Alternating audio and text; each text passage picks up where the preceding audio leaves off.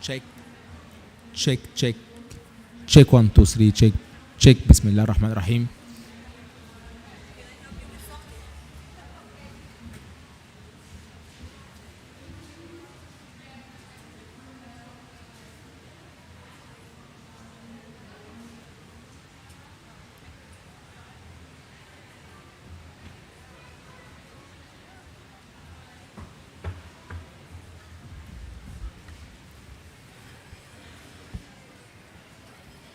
Good afternoon, everyone. Before we start, we would like to say that we are going to have speakers that speak Spanish and that speak French at the same. So we encourage you to please take the interpretation equipment if you either do not understand Spanish or French. If you understand the 3 languages, then you don't need it. Thanks.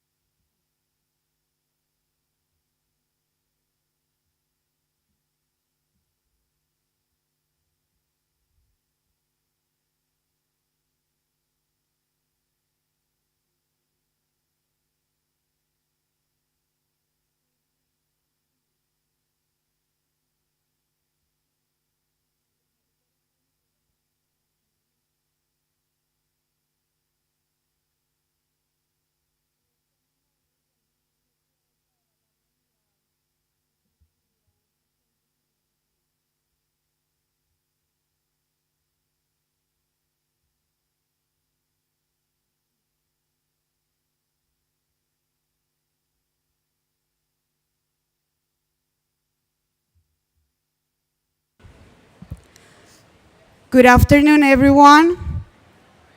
Many thanks for your understanding and for staying with us in this space.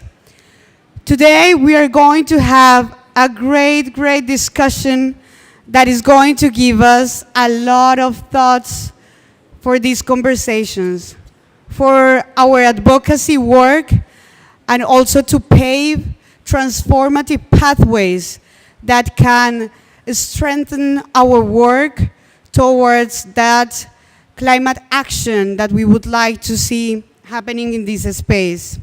So welcome to our event, Transformative Pathways, Key Learnings from Climate and Gender Just Alternatives Addressing Intersecting Crises. Today we will navigate through different experiences that in this space, in these conversations that we are having at COP, might sound utopic, but that in reality, these experiences are transforming imaginaries, are advancing on the demands of the communities represented here by civil society, and also on what the communities in the territory are claiming. Before we begin with our conversation and this exchange of experiences and reflection, we would like to give the floor to Dr. Heike Henn, Director of the Climate, Energy and Environment Department for the German Federal Ministry for Economic Cooperation and Development.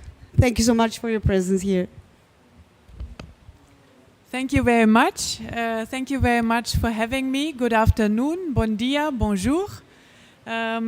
I'm really happy to have the chance to talk to you in the context really of feminist solutions for the climate crisis.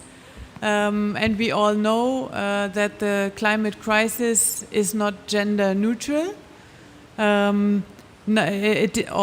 let me stress it differently or phrase it differently, it impacts different people differently.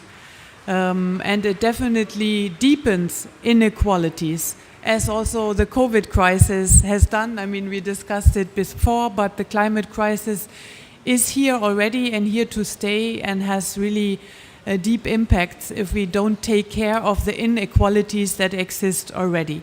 So people who are disadvantaged because of intersecting factors such as gender, age, color, class are particularly affected. And at the same time, they are not, at least not at all spaces, also here, also included in the solutions, in the conversations on climate change. While at the same time, women are also actors, agents for change and for the transformation that you have been talking about and the action needed. They are important knowledge bearers, managers of crisis, and play therefore a key role, or rather should play a much more crucial and key role, should be much more better represented in all the different spheres of action here. And while at the same time women face structural barriers regarding rights, representation and resources, because it's not only what the women can bring to the discussion, but where they are excluded from rights, representation and resources. Just to name land ownership, access to finances, but also active access to the rooms where decisions are being made and where key aspects are discussed. So WECF is really one, from my perspective, really innovative and loud and action-oriented, transformation-oriented actor in the field that wants to bring possible solutions to the spheres like COP27. And we need more of these innovative and loud voices at COPs and other spheres of discussion. So let me be clear, we will not achieve gender equality nor limit global temperature to 1.5 degrees if we continue in the same manner as we do right now. We need to go new ways, feminist ways, and to tackle the climate crisis and at the same time the sustainable development discussion in gender transformative ways. And I think this is what WECF is about, and therefore we are very happy to partner with WECF. And this is also why within BMZ we promote a feminist development policy, because we need to have a feminist perspective. We are promoting the 3 R's. It's about rights, it's about resources and representation. And the latter is particularly relevant in the context of COP. Because according to the new UNFCCC report, when we compare the last COPs, representation of women went down. And we see it also, I think, here when I look around every day in the different rooms. I was giving, or I was on a panel just before this meeting, and talking about feminist development policy in the sphere of climate, and I was the only woman. So this is what still is the reality. And my minister, who is still here and she feels very strongly about feminist development policy, cares really deeply about putting it into practice. So we are right now working on a strategy that will come up next year to promote this. And we have the goal that 93% of all the programs we are doing have to pay into gender objectives. You can ask, why not 100%? But some projects just cannot cover a feminist or gender perspective because they are somehow neutral. But 93%, I think, is quite a number. So we want to work with all of you to even advance it maybe to 100% if we can. And we are happy to announce that BMZ will continue to collaborate with WECF and provide 500,000 euros for 3 years to support the global debate on gender just transition and help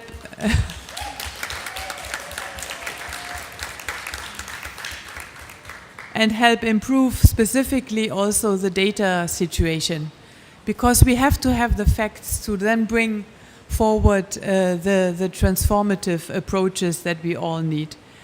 And at the heart of this new project are comprehensive gender analysis and monitoring activities, talking to data in 3 focus countries. It's Georgia, Colombia, and Uganda. And we have representatives here, and I'm very happy for that. And so, distinguished panelists and visitors, I'm really very happy that feminist voices in the climate debate are getting louder and louder, although it's sometimes really difficult to make your voices heard. And if we can play a small role in supporting these voices to come out louder, I'm very happy. And so many of you have been working already for years for feminist solutions. And I know that this is hard sometimes, and you don't get the support you need to, or not enough support you need. And thank you for your perseverance and your strong voices, and count us in. We want to partner with you, support you, and we are in for this transformative action that you, all of the partners here, bring forward.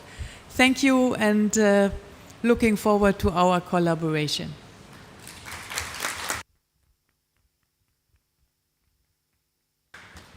Thank you so much, Dr. Heike, for those words. We are very happy for the support of the German Federal Ministry for Economic Cooperation and Development, and also for opening the space to start reflecting in a critique but propositive way on how we can move forward.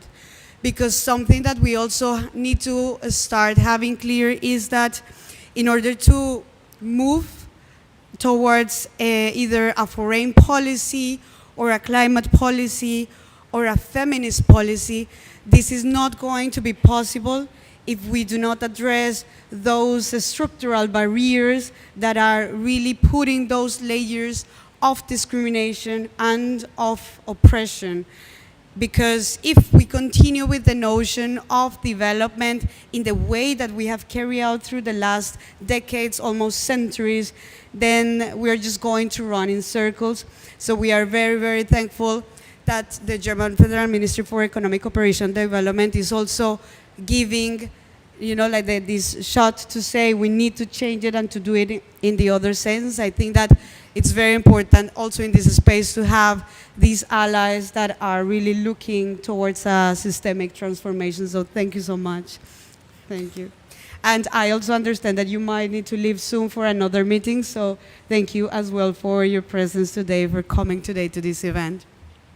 So coming and continue with that line of conversation, this is part of what motivated the publication, the reflection, and the dialogue that we are going to have today. And is to understand that there is no level of ambition that's worth it if those chains of oppression are not broken. If those chains that are attached to a historical period of colonization are not addressed. Because currently, even though this period has ended decades ago, we still feel the remains of the legacy of colonialism in the different cycles of violence, of extraction against the ecosystems, but also against our bodies, against those territories and the multiple signs of identity that we can find in these territories that are affecting primarily women and all their diversity in a differentiated way. And the persistence of these gender-based discrimination, inequity, or stereotypes continue to hinder, to limit the access, the use, and the control of resources, of information, of spaces for a significant participation of women and girls in all their diversity. And along this same line, Black women, people of color, indigenous women from local communities that are defending their territories against those narratives, that are protecting the environment to move towards sustainable practices, are the ones that are experiencing in the front line gender-based violence in the sense of threats, in the sense of other different types.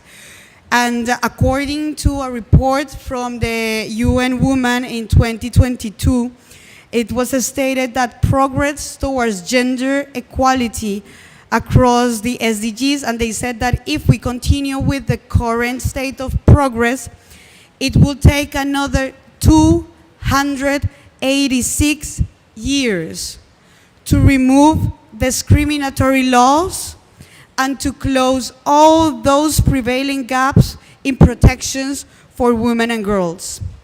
286 years. I let you digest that number. 286 years to fight against those discriminatory laws if we do not change the way that we are talking or acting towards gender equality. And different efforts have been made to advance on this topic and also on climate action. Those agendas that, for example, are bringing us today here, such as the Paris Agreement, such as the 2030 Agenda and the Sustainable Development Goals. And there is a lot of talk in these spaces around mitigation, around just transitions, about funding innovative solutions. But what does that actually mean? Yeah? How are these imaginaries conceived from a feminist perspective? in the variety of expressions of feminism, because feminism is not only one for finding those innovative solutions from a community, from a territorial perspective. And that's what motivated this publication, that's what motivated this work, this study, and it was to understand how such renowned agendas are failing, what is missing in those agendas, and how we can understand that when we push for gender transformative actions, the multiple co-benefits that we are going to bring to the table are several and not based on individual benefits or impacts, rather more in the collective and the community framework. And for this publication, we started a study and in an exercise of reviewing the SDGs targets, the indicators, the Paris Agreement, and also coming to different sources of information, having interviews with different community leaders, policymakers, researchers, among many others, and without ignoring the importance of the Agenda 2030, we understood that keeping the notion of economic and industrial growth as a crucial element to ensure well-being and to protect our planet poses a contradiction for the achievement of those goals that this agenda is trying to achieve. And why is that? The SDGs, particularly if we talk about SDG 8 that talks about economic growth and decent work, if we continue assuming a global economy that is going to grow and grow and grow infinite, it will, while we try to reduce the emissions, this cannot be sustained definitely, because continued growth, and we have seen it already in the last decades, continued growth in the global north leads to an increase of an excessive use of energy or use that will require, in turn, an increased level of extractivism in another region, which mainly happens in the global south, where it's going to exacerbate those cycles of poverty and of inequality without considering those planetary limits. So in the process of a capitalist expansion that has established that economic and that political order in which is framing an understanding and a notion of development that considers economic growth as a central pillar for achieving progress, we cannot really start talking about having and ensuring a life in dignity within a healthy, safe, and secure environment, because those cycles of extractivism are going to perpetuate those cycles of colonialism that we have seen until now. Yeah? Those cycles of colonialism, and as we are mentioning in the publication, are dressing up to fit the party. They have a different costume to fit into the party. And we can see it clearly now in these conversations when they come with such solutions in the shape of geoengineering, in the shape of carbon markets, in the shape of insurances, in the shape of nature-based solutions, without understanding or taking the responsibilities that are needed. So what is needed in this agenda and in this conversation? What is missing? And what is missing is climate and gender justice. Climate justice recognizing the root causes of this climate crisis from a deep structural understanding. Climate justice for calling to those alternatives that move away from an indiscriminate use and accumulation of wealth, of power, of fossil fuel extraction, and that rather brings a feminist approach to understand innovation as a redistribution of power, as a vision of well-being economy that aims to this systemic transformation of our economic system, moving away from the fixation of accumulation of gross domestic product or of material or shifting from one place to another. And this is something that other narratives or other movements are bringing from ecofeminism, from degrowth, from experiences that we are going to share today and that we are going to know better.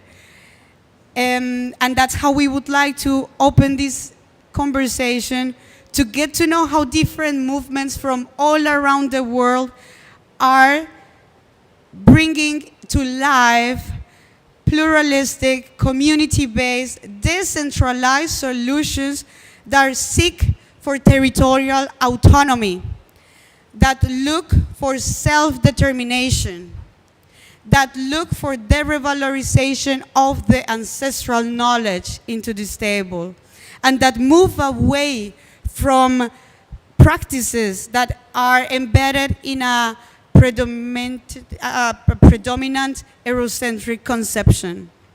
So without me extending anymore and giving that long introduction, I would like to give the floor now to our first speaker, Vicky. I will speak in Spanish now.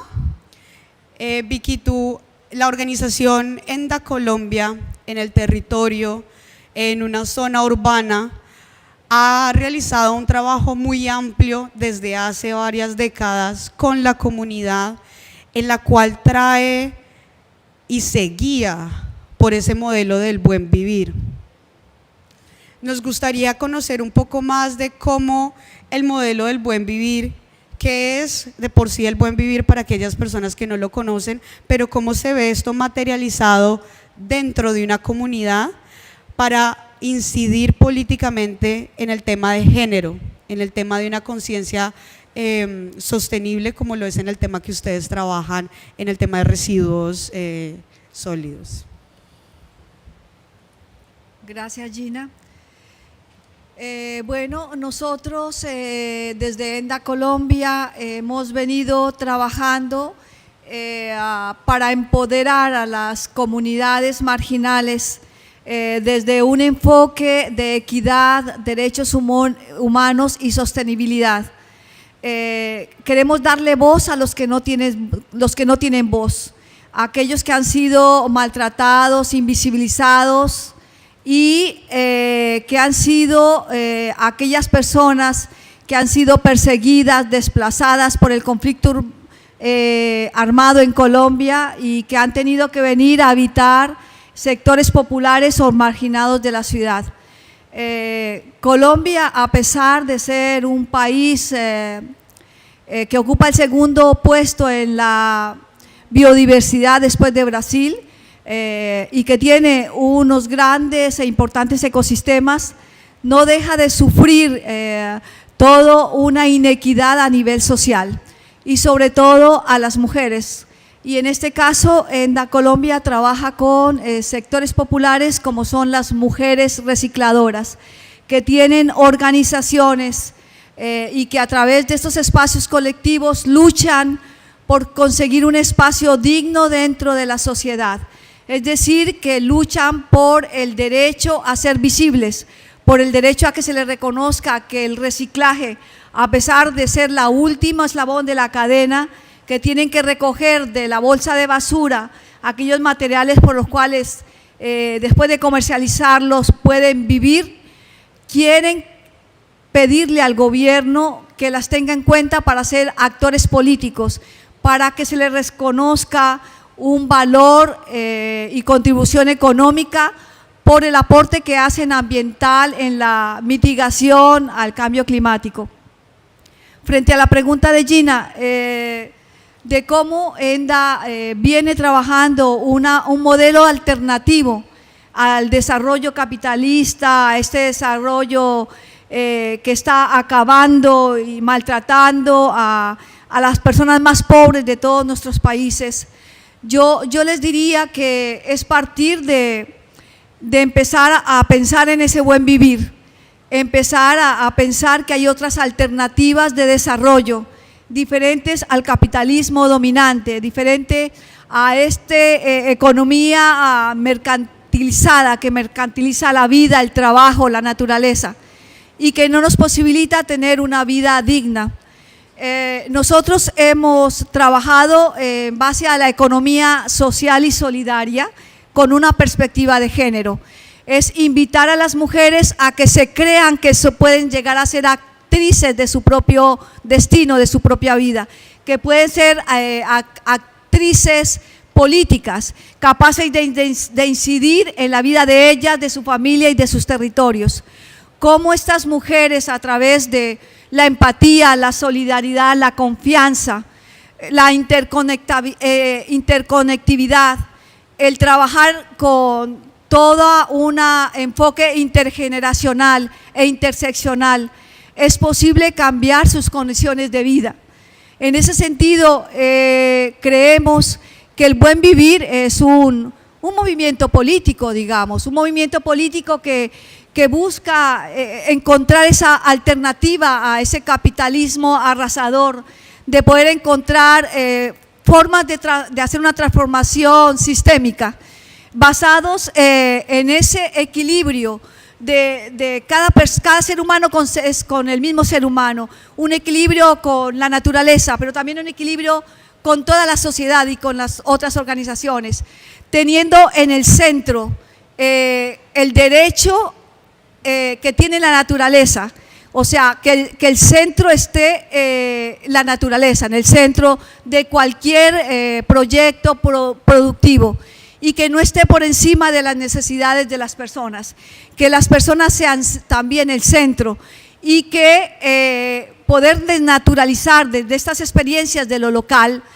desnaturalizar la violencia, desnaturalizar estas políticas sexistas de producción, buscar cómo poder visibilizar y reconocer el trabajo reproductivo y de cuidado de las mujeres. Saber que esto es esencial, que dentro de esta lucha por la mitigación al cambio climático no es posible hacerlo sin una justicia social y sin poder tener en el centro a la mujer, que es la que construye una ética de vida basada en la justicia climática y en un nuevo relacionamiento entre hombres y mujeres, donde todos asumamos una responsabilidad en el cuidado. Muchas gracias, Vicky. And yeah, applause, please.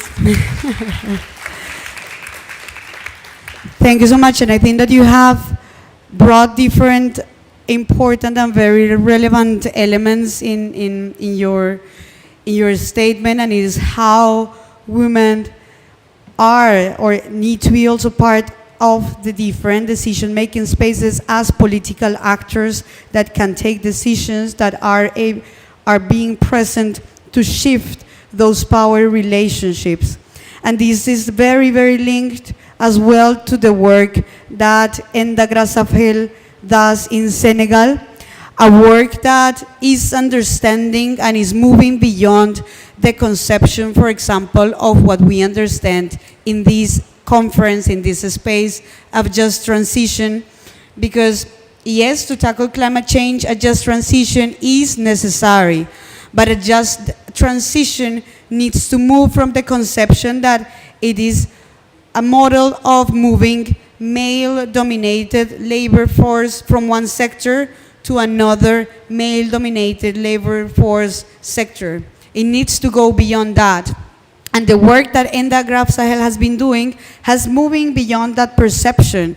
So Fatou has been, Enda Graf Sahel has been doing a great work in terms of understanding how to connect women in all the region of Senegal, to come and have a voice, a significant participation in those committees of women fishers. So we would like to know from your perspective, how can we advance towards a just transition following those principles of care economy, of redistribution of power, bringing your experience in the Salum Delta with women fishers?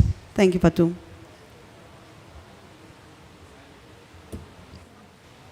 Merci beaucoup. Bonjour tout le monde. Et Je remercie vraiment les organisatrices et organisateurs de ce panel. Je voudrais vraiment ici partager les différents résultats, comme elle l'a dit, de notre recherche-action, parce que je suis dans une ONG qui s'appelle ENDA-GRAF Sahel. Après ENDA Colombie, c'est ENDA-GRAF Sahel. ENDA-GRAF, donc, travaille sur la recherche-action-formation. Et cette recherche-action-formation, donc, a été, en tout cas, menée dans sur différentes thématiques. D'abord sur donc, ce qu'on appelle aujourd'hui la masculinité positive, mais nous avons utilisé le concept de co-responsabilité, donc cette démarche-là. Nous avons également fait des recherches-actions au niveau de la transition énergétique, et donc tout ce qu'elle venait de dire, notamment sur les questions de plaidoyer, de renforcement de capacité, pour que les femmes puissent vraiment avoir leur place dans les instances de décision. Notre méthodologie a porté donc sur différents outils. D'abord, les outils d'évaluation de genre au sein des ménages, notamment le budget-temps ou en tout cas l'horloge-temps, d'autres parlent de calendrier journalier. Nous avons également utilisé des focus group, donc, et ensuite tout ce qui est donc, des enquêtes au sein des ménages, mais aussi des enquêtes de manière globale. Les premiers résultats de ce recherche-action sur les masculinités, comme vous le savez, au niveau du Sénégal, les femmes s'occupent beaucoup du travail, donc aussi bien le travail productif, reproductif et communautaire, donc elles sont dans les trois rôles. Et dans une localité où nous avons vraiment initié ces actions-là, notamment le delta du Saloum, qui est un écosystème très riche en biodiversité, les femmes sont un peu partout. Et avec un travail mené ensemble, où on montrait chaque femme, chaque homme, comment dirais-je encore, le temps de travail. Parce que là-bas, les femmes pouvaient se lever à 3 heures du matin pour commencer leur travail et finir leur journée à 23 heures ou 21 heures. Alors qu'au même moment, les hommes travaillent peut-être à 6 heures et ne finissaient qu'à 14 heures avec beaucoup de temps de liberté et autres. En mettant donc ces outils-là de façon très partagée entre hommes et femmes, cette évaluation nous a permis de montrer qu'en fait, il est nécessaire de venir en aide aux femmes. C'est là où certains hommes ont pris la conscience qu'il faudrait venir en aide aux femmes pour participer au travail de soins, qui consiste à peut-être aller dans les champs, les accompagner tôt le matin, ou même aller laisser les femmes à la maison. Il y a aussi tout un travail pour la prise en charge des activités, notamment des femmes, donc le soin. Et ce travail sur le soin, comme vous le savez, c'est une construction sociale bâtie sur des valeurs culturelles et qui sont soutenues par le système patriarcal. Et aujourd'hui, avec les jeunes, nous essayons de travailler pour que ce partage des rôles puisse être une réalité au sein des familles. Cela a permis aujourd'hui aux femmes d'avoir plus de temps. L'introduction des hommes dans ces activités de reproduction a aussi favorisé une certaine, comment dirais-je encore, une certaine participation, donc comme je l'ai dit tout à l'heure, des hommes aux tâches ménagères, mais aussi et surtout une réduction des violences au sein des familles. Lors d'une évaluation, par exemple, des femmes, des mamans âgées qui venaient souvent nous se plaindre, en tout cas qui assuraient la conciliation au sein des ménages, nous ont dit en fait, nous on n'avait pas compris qu'il y avait ce travail-là qui se faisait au sein de notre communauté. Voilà pourquoi les personnes âgées, en tant que personne âgée, on ne m'appelle plus à, par exemple, concilier des membres d'un couple, parce que justement, il y a ce partage de rôle qui est là. Donc, ce qui montre qu'en fait, un travail sur ce thème de la co-responsabilité demande est nécessaire pour faire avancer la cause des femmes. L'autre aspect, l'autre recherche dans laquelle nous avons été, c'est la recherche sur la transition énergétique. Comme je vous l'avais dit, le delta du Saloum est une zone où l'accès à la ressource énergétique pose problème. De plus en plus, les femmes vont de plus en plus loin pour chercher du bois, etc.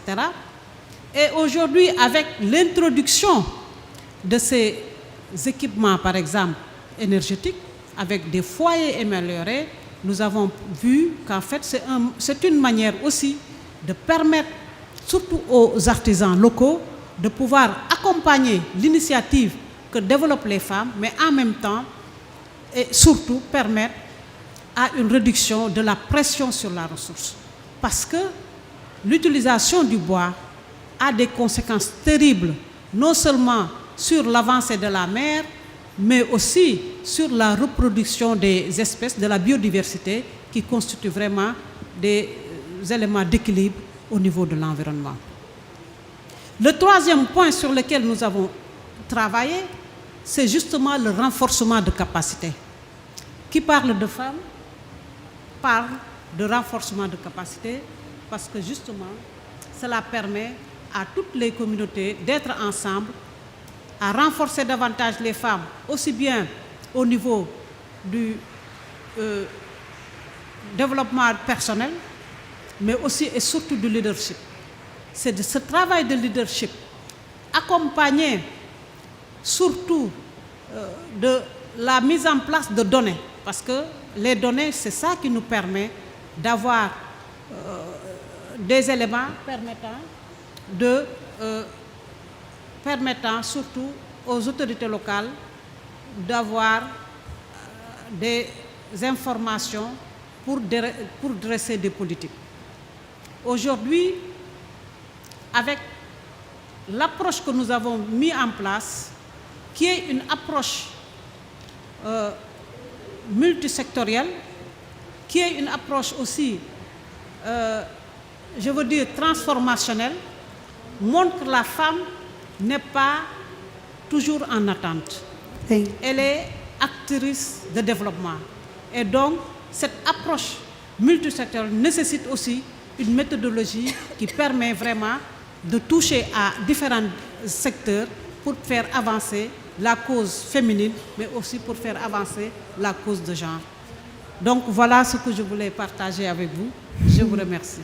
Thank you so much, Fatima. Merci. Merci. Merci.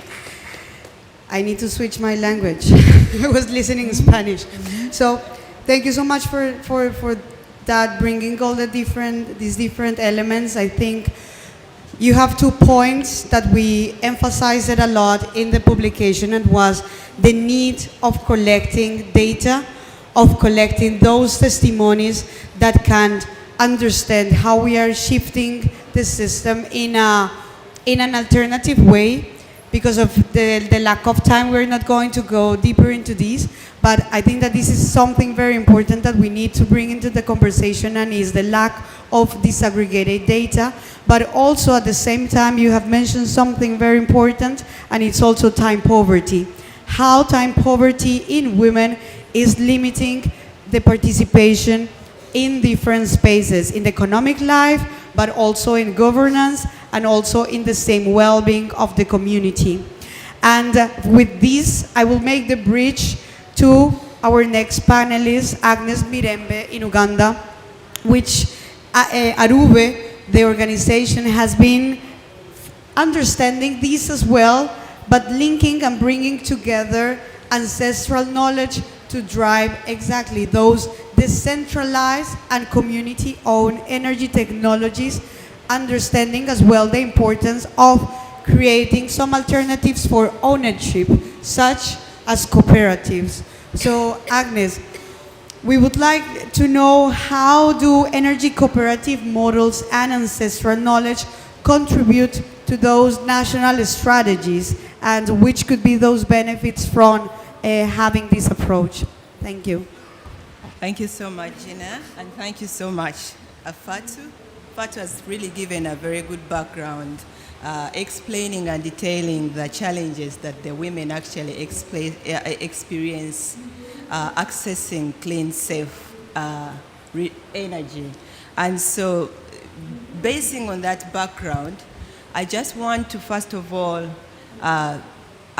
really explain what model we use in Uganda. So this is a women-led energy cooperative, and it's just a pathway to a just transition that recognizes women's needs and their priorities, and energy being one of them, as she has mentioned, because there's really, it's also in Uganda, it's a women's role to ensure that, you know, you definitely have to make sure that you provide food on the table, and that takes quite a lot of time. And so realizing that the women do not have quite a lot of time, you know, to concentrate and participate in, you know, effective, meaningful work in economic, political, and social development, we organized, we really had to do a lot of work to bring women together. But because we are coming from, Uganda is really a male-dominated, you know, society, we realized that the men were really taking, you know, the lead role also in the energy sector, and yet the women are the users. And so we had to make sure that we bring the women together in a cooperative model, and this is where we are seeing them leading, 90% of women leading. And what we have come to do really as a RUE is, first of all, to really increase the awareness of these women, because they do not so much really understand what is taking place in their society. They're seeing the climate changing, they are seeing long droughts, but they simply do not know and understand exactly that some of the activities that they are implementing have really had a negative impact on the climate. And so what we have done is to raise their awareness around climate change. And doing that, we've done a lot of capacity building, introducing them to the alternatives, because they really have to understand what alternatives are there. And so we have worked with the women in really helping them to understand that they can also, as women, really acquire a skill to participate in construction, which was led by women. Not only construction, but installation and maintenance, operation, in the technologies that the women decide.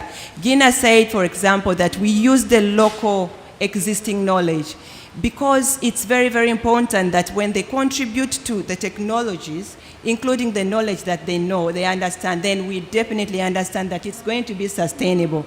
And so what we have done, we have gone through theoretical and practical training, but we are working with local women. Sometimes theoretical training is very difficult, and so we've done a lot of practical trainings, helping them to understand how a solar, for example, photovoltaic solar type energy, solar, for example, briquettes, biogas technologies can be done, but done by women and led by women. And so a lot of practical training has happened, and we have also had women, we call them women ambassadors. But these are really women masons who take on the role of really, getting onto the houses to install the solars, getting into the houses, or to maintain and practically do the briquetting. So what contribution has this had to the policy framework, as Gina has asked?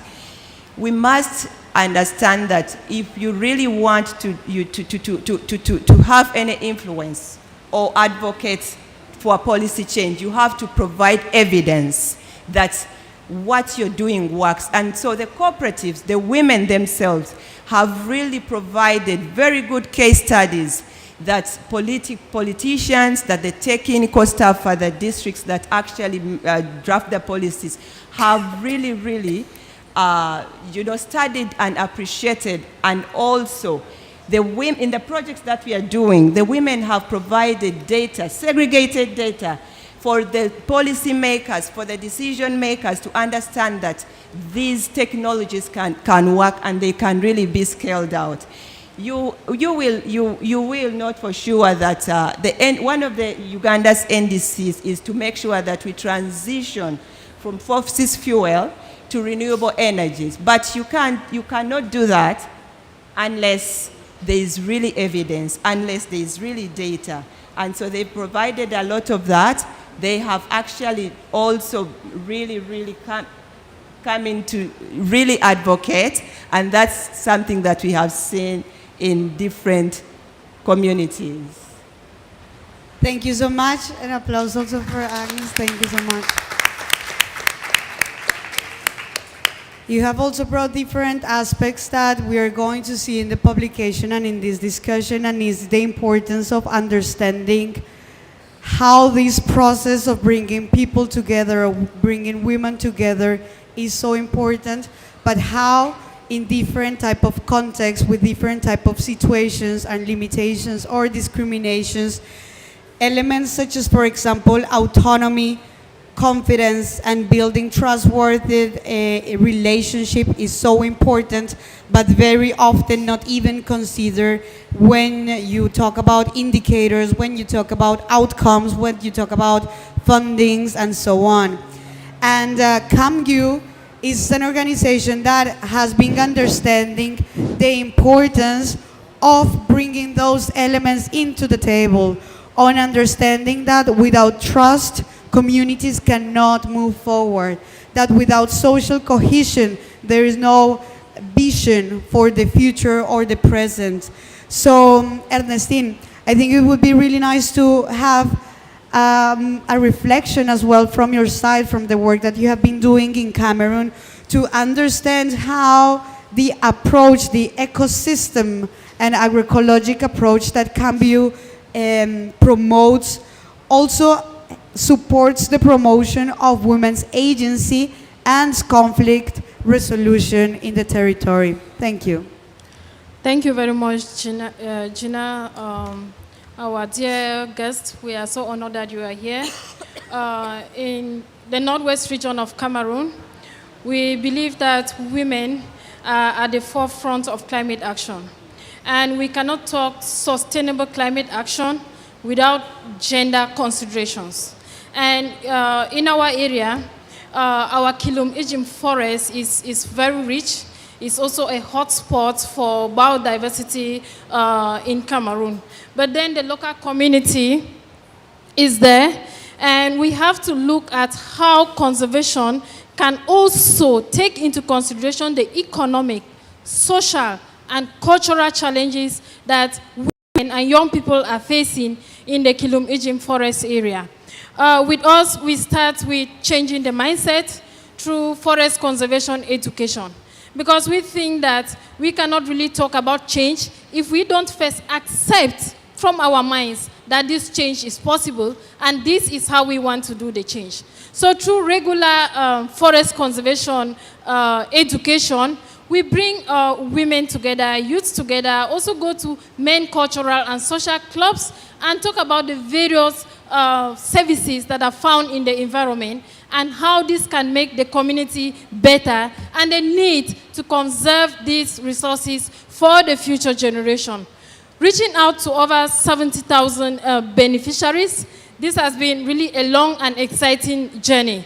Because through this education, the community have grown to love what is in their environment. And also with their indigenous knowledge, we have also got to learn what they have and what we could not find in the books and in the science. I'm talking about indigenous names of some non-timber forest products and some trees that are in the forest that are very, very important and are almost being extinct. So this has been our environmental education journey to change the negative mindset and build future nature lovers.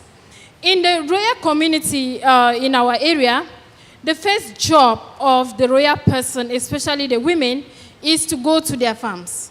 That is their first job. And over the years, over exploitation of the farms have been resulting to low yields and pushing them to go into the forest zone. So therefore, for us in Kamju, we believe in looking at those alternatives that help the local people to conserve what they have, benefit from it, and together live in solidarity with nature and mankind. In our agroforestry training model, which in Kamju we call transfer of the forest to the farm, we encourage the farmers to collect seeds and seedlings from the forest, nurse them, develop a tree nursery, take care of these trees, and then plant back in the farmlands. These trees have helped to improve the nitrogen in the soil, and that conserves the soil naturally. Through that, there is improved crop yields. There is also the economic growth of the farmers, because with the increase in crops yields, farmers can consume, meet domestic needs, and they can market to help themselves and meet their needs. This has been an economic opportunity again for the local farmers, while they conserve the soil and while they reduce encroachment into the forest. Also in our area, and I believe it's not only in our area, we know that farmer-grazer problem is a challenge when we talk about conservation and when we talk farming and when we talk local communities. And with us, we believe in looking at opportunities that bring communities together and build solidarities and bridges of peace. So we also brought together the grazers and we empowered them on those trees and vegetables that serve as fodder for the animals. And through this, they are able to plant around and build a fence where they confine their animals. It is very important. Confining these animals help them to gather the dung, which is needed by the farmers. And this has been a win-win situation between the farmer and the grazer, because the farmer needs the dung to grow organic crops, while the grazer also needs the farmer to come for the dung. This has been an exciting journey. Also in our forest, there are non-timber forest products, like the honey. And through honey value chain development, the local community have learned to plant bee-loving trees by themselves, and that is forest regeneration. The women have learned to work and go to the forest, monitoring their hives, multiplying the hives, beehives in the forest. This has been more of a holistic and approach that we have in the Kilum Ijim forest area. Thank you. Thank you so much, Ernestine, for bringing also the importance of understanding that gender as well is not an isolated topic that is part of one single discussion, but how when we have a gender transformative approach within the communities in a territorial work, we are bringing social cohesion and advancing on peace. And for our last panelist, we would like to also connect these different solutions, connect these different local gender transformative initiatives to the discussions that bring us today.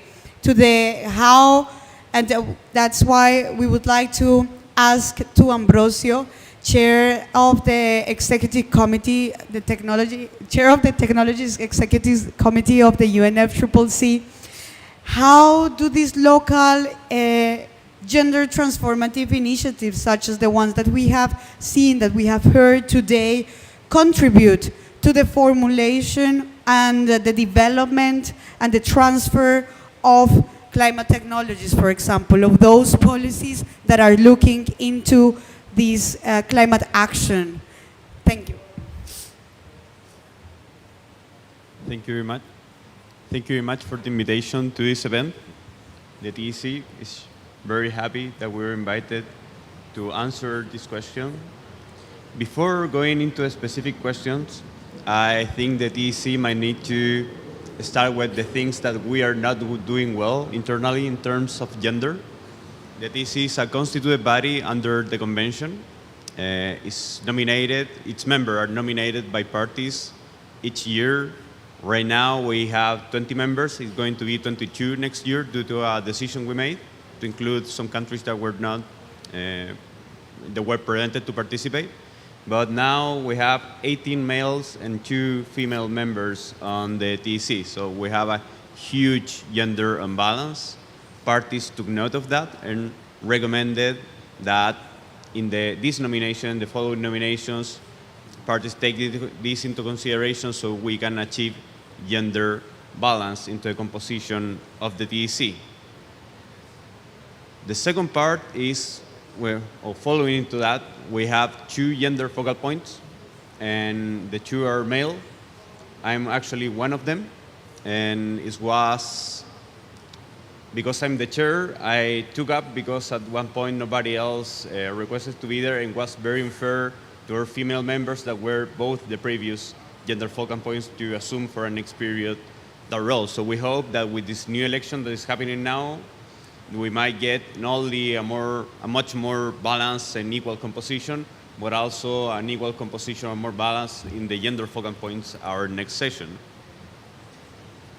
Again, on the policy, we have been working very hard in the past years to include gender consideration into our policy development, but still, even on our best work, for example, we have this really excellent paper on deep decarbonization technologies for sustainable road mobility. You look at the paper, technically, it's very good. We also miss the spot on gender consideration. For example, we put complementary policies, such as teleworking and public transport, and we are aware, but at the moment of making the publication, we didn't consider, okay, this could have, depending on the context and the country, could have a huge impact on women. For example, you have teleworking in the household, but also there are issues related to the public transport in different countries and cities.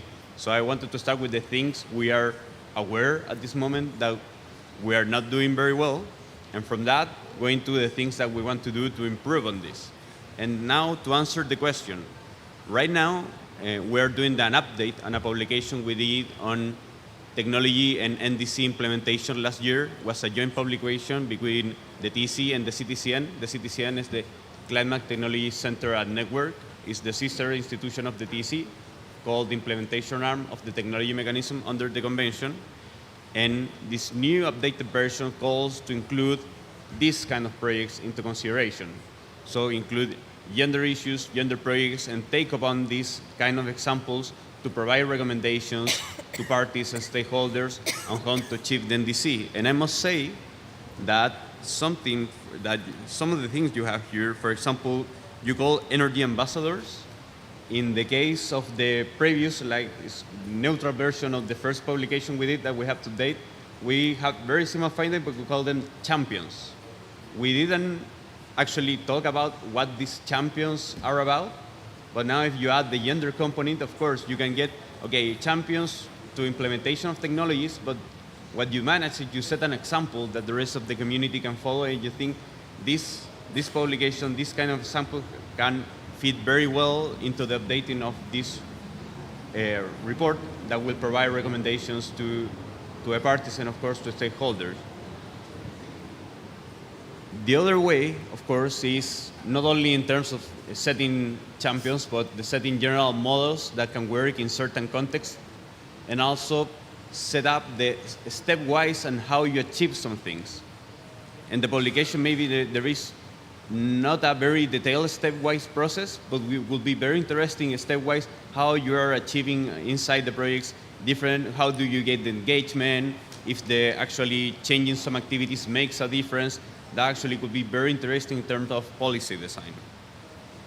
Regarding the future of other work within the TEC, we have been working alongside the CTCN on a roster of female climate experts, and also a male and female roster of experts on gender to consider into not only future publications such as this, but into the work of the CTCN.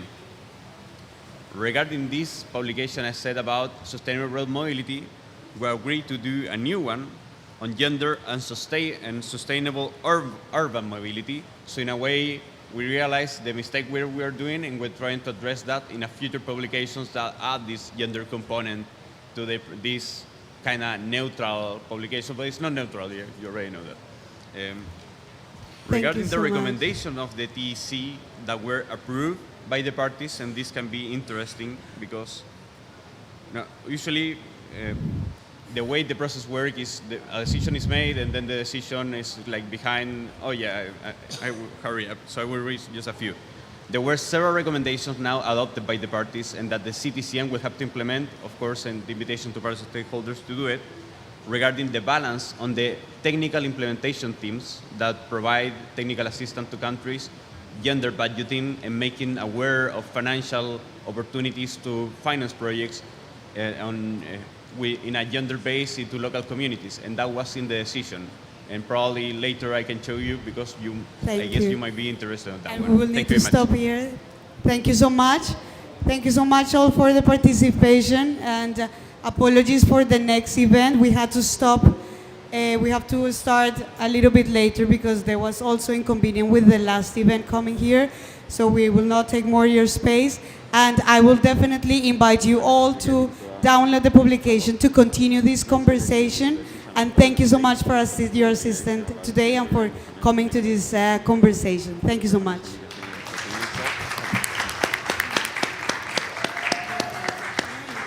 At least it means that the ones that have CTCN or tech have to implement. In that room, we are not allowed to make decision on the finance mechanism because it's always blocked. Or we did do it on CTCN and tech. So that means that the technical CTCN will have to. Oh, that's quite interesting. Yeah, It's like good news already. yeah. Yeah. Ah, yeah. Yeah, we can talk after.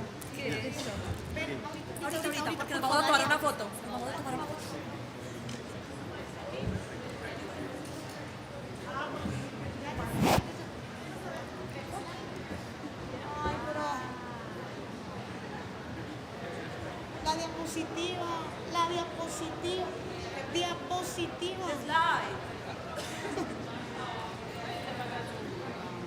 The slide! Can you put the slide? Can I hold the magazine? No, bring the magazine. Ernestine? Change the slide, please. It's fine, it's fine. Okay.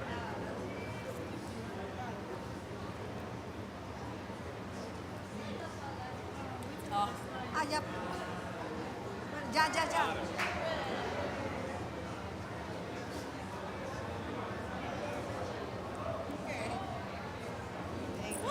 Let's go.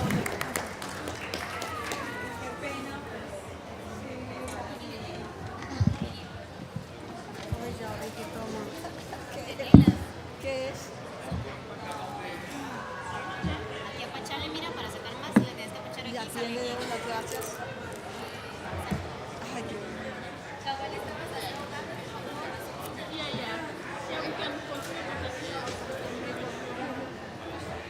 Hello, Gina, do you have a sec?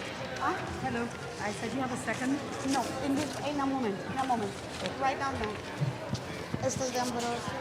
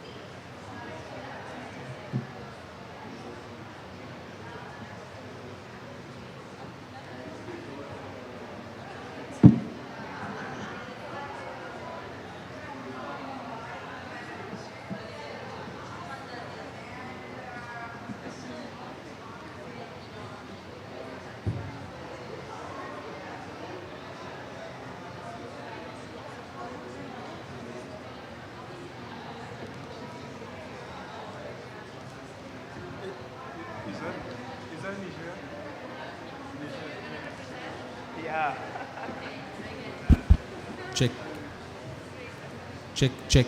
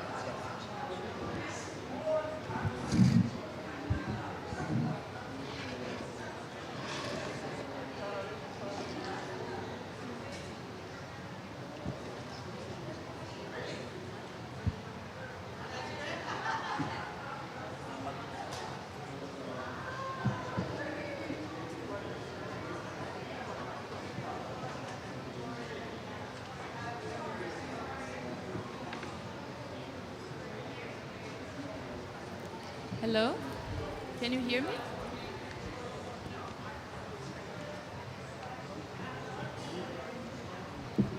Hello? Can you hear me properly? Or no? No. Hi?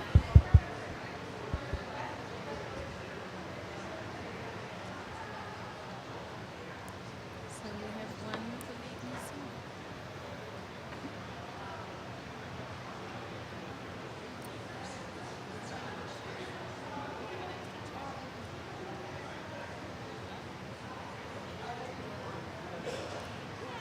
Or if he arrives, I just want to put his name here. This is, if he arrives, I'll just write.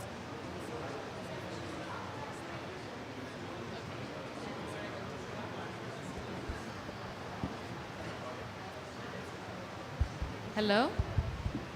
Hi, can you hear it? Hello? Hi, good afternoon to everyone. Can you hear us properly? So thank you very much for your time and for joining us today for this session.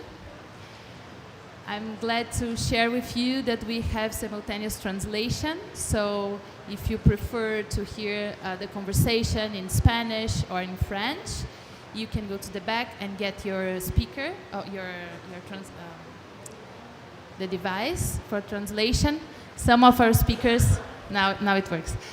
Some of our speakers might choose to speak on their native language, so French or Spanish.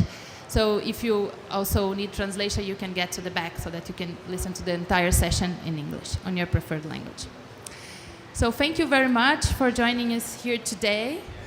I'm Paula Ellinger, Climate Change Director for Fundación Avina, and we have been partnering with UNU, Flaxo Ecuador, IDRC, and 6 countries that are represented here today, and national research institutions in all of them, to build capacities for NDC implementation and moving ahead towards the global stocktake. So it's a pleasure to gather here today in this very distinguished panel.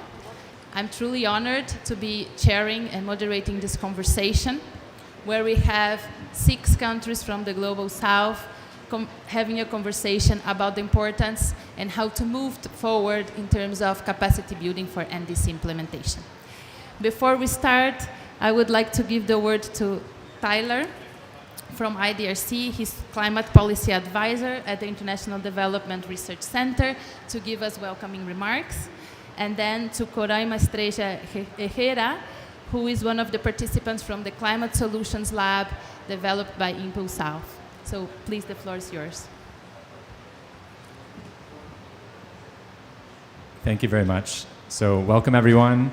I also want to welcome the government officials joining us today on the panel from Dominican Republic, Guatemala, Madagascar, Niger, Uganda, and Zambia. I wanted to open the session by briefly acknowledging the very important work that these governments are doing on capacity building for NDC implementation, and also the work of Avina and others in enhancing South-South collaboration on climate action. IDRC is a part of the Government of Canada. We fund research and innovation in the Global South, and climate change adaptation and capacity building has been a central focus of our investments and our work for over 15 years. And we know at IDRC that NDC implementation requires research, it requires capacity building, syntheses of ideas, and local climate action. And we see the importance of having these connections on a regional basis to maximize the impact of the Paris Agreement for every country, for every locality. We see the value of having strategic partnership with the Paris Committee on Capacity Building and the UNFCCC to scale up the model of Impulsouth and the impact of this to other areas, to rural and regional areas across the Global South. And we see this as a very important strategic space for youth negotiators, for women negotiators in particular, to be more active in COP, to play more powerful roles. And so we encourage at IDRC other donors and agencies to join this platform and to support this work. So thank you very much.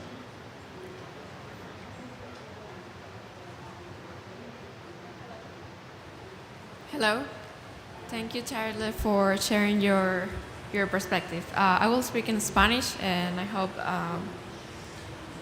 que todos puedan comprender con las traducciones simultáneas. Como Paula me presentó, soy Cora Mestralla y formo parte del Laboratorio de Soluciones Climáticas de Fundación Avina Impulsouth.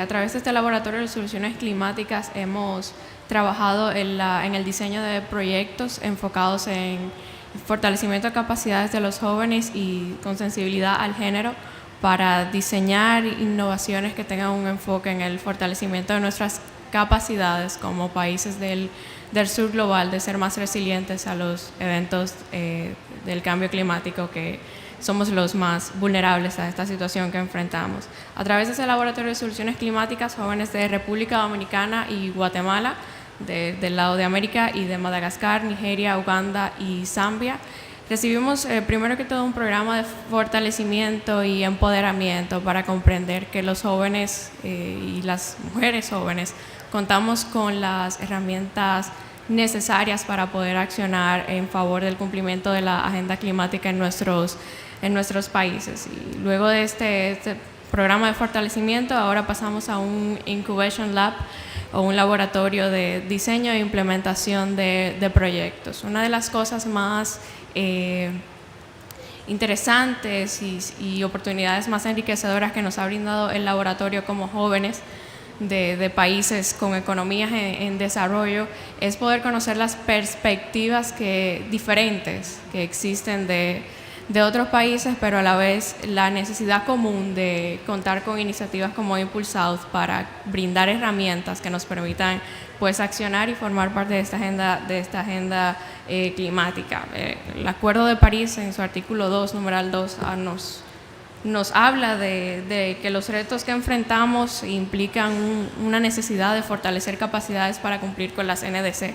Y si no existen programas como este de Impulsouth, sería muy difícil permitir que los jóvenes se involucren en la acción climática, porque nuestra región particularmente tiene una tasa muy elevada de deserción escolar. Al menos el 37% de los jóvenes entre 15 y 19 años 2021 desertaban de la educación básica. La agenda climática para nosotros es no solamente un reto implementarla, sino que también implica retos a la par, como son fortalecer nuestros sistemas educativos, que de por sí ya son particularmente, necesitan particular ayuda. Entonces, cuando hablamos de fortalecer capacidades en regiones como la nuestra, no solamente lo vemos desde una acción climática, sino que también hay que fortalecer otras partes del sistema para poder entrar con la agenda climática, y esa es una perspectiva que hay que tomar en cuenta.